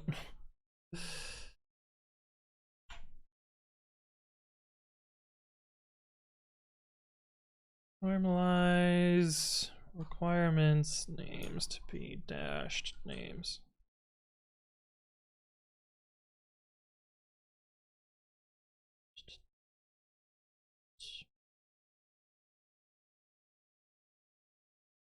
The trick is to import the class inside the fixture function or inside conf test. Do you mean for the mocking question you had before? I wouldn't do it either way. I would just import it where you need to mock it and make sure you're mocking the right thing. Yeah, no problem, Priox. Thanks for sending in the code review. I think my eye's freaking out because of the lights. So I don't know how much longer we're gonna stream today. We're already at 3 hours, so maybe we'll. It's really driving me nuts.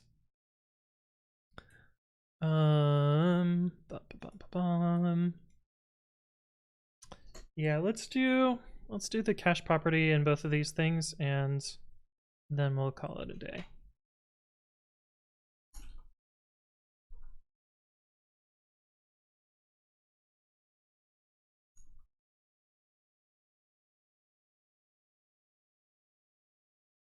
What do we even use cache property for?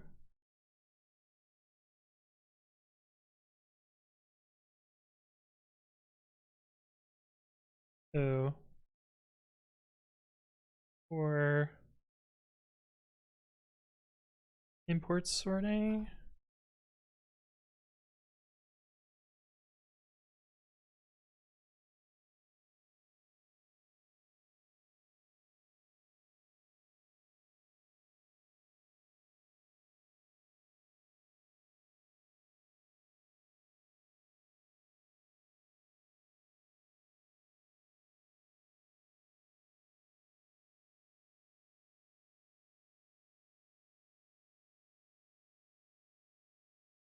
Yeah, we do reference it over and over, so it's probably worth caching. I haven't touched this code in forever, so actually maybe we're not gonna bother. That seems like too much work. Nirm says, what happened? That we got the Umbreon Z stream. Well, I actually had promised that I was gonna do this, so. What do you think about code reviewing NeoVim config? Oh, I wouldn't know what to look for. What if the actual package name has underscores? So pip will always normalize them to dashes. So it doesn't matter. They're equivalent. And the dash name is the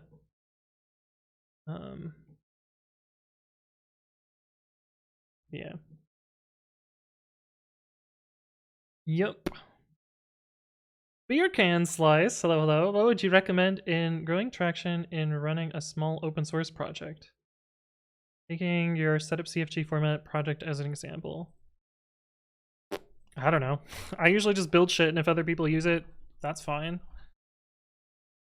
But I you know, I built this for myself, and like I don't really care if anyone else uses it, but other people found it and like it, so I don't know. I think like, I mean, this is not a popular project by any way, shape, or form, but yeah.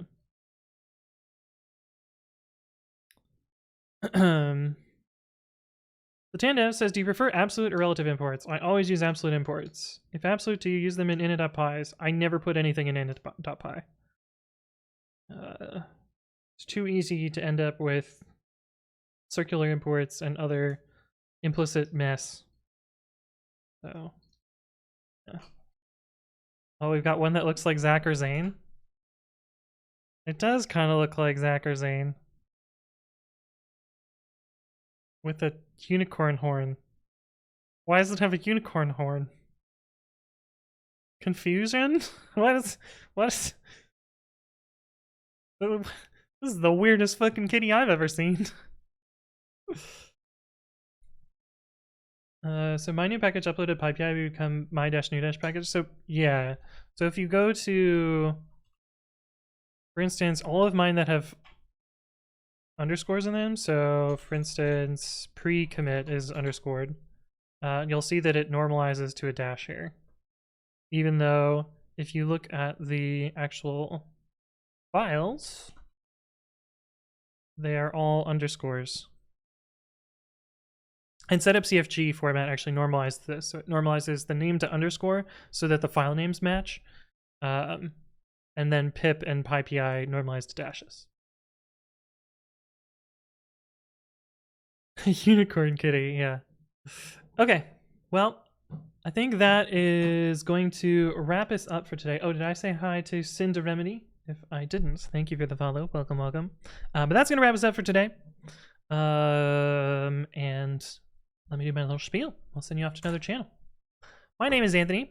I upload my educational content 3 times a week to youtube.com/anthonywritescode. And next Monday, I will be uploading my recording of my GitHub Universe talk. So subscribe here and check that out on Monday.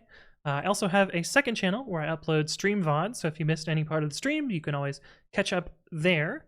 I normally stream Monday evenings and Saturday at noon, and I announce my streams in 2 places. One of those is Twitter, and that's twitter.com/codewithanthony, where I announce what we're going to work on. Today's was super generic, so I guess we technically did it. I also announce on the Discord, which you're free to stop by, join, and hang out with us. There's also a beginners channel where you can ask questions, and a lot of people can help you out there. There's also fun social channels as well. But that's going to wrap us up for today, and let's go find someone to raid.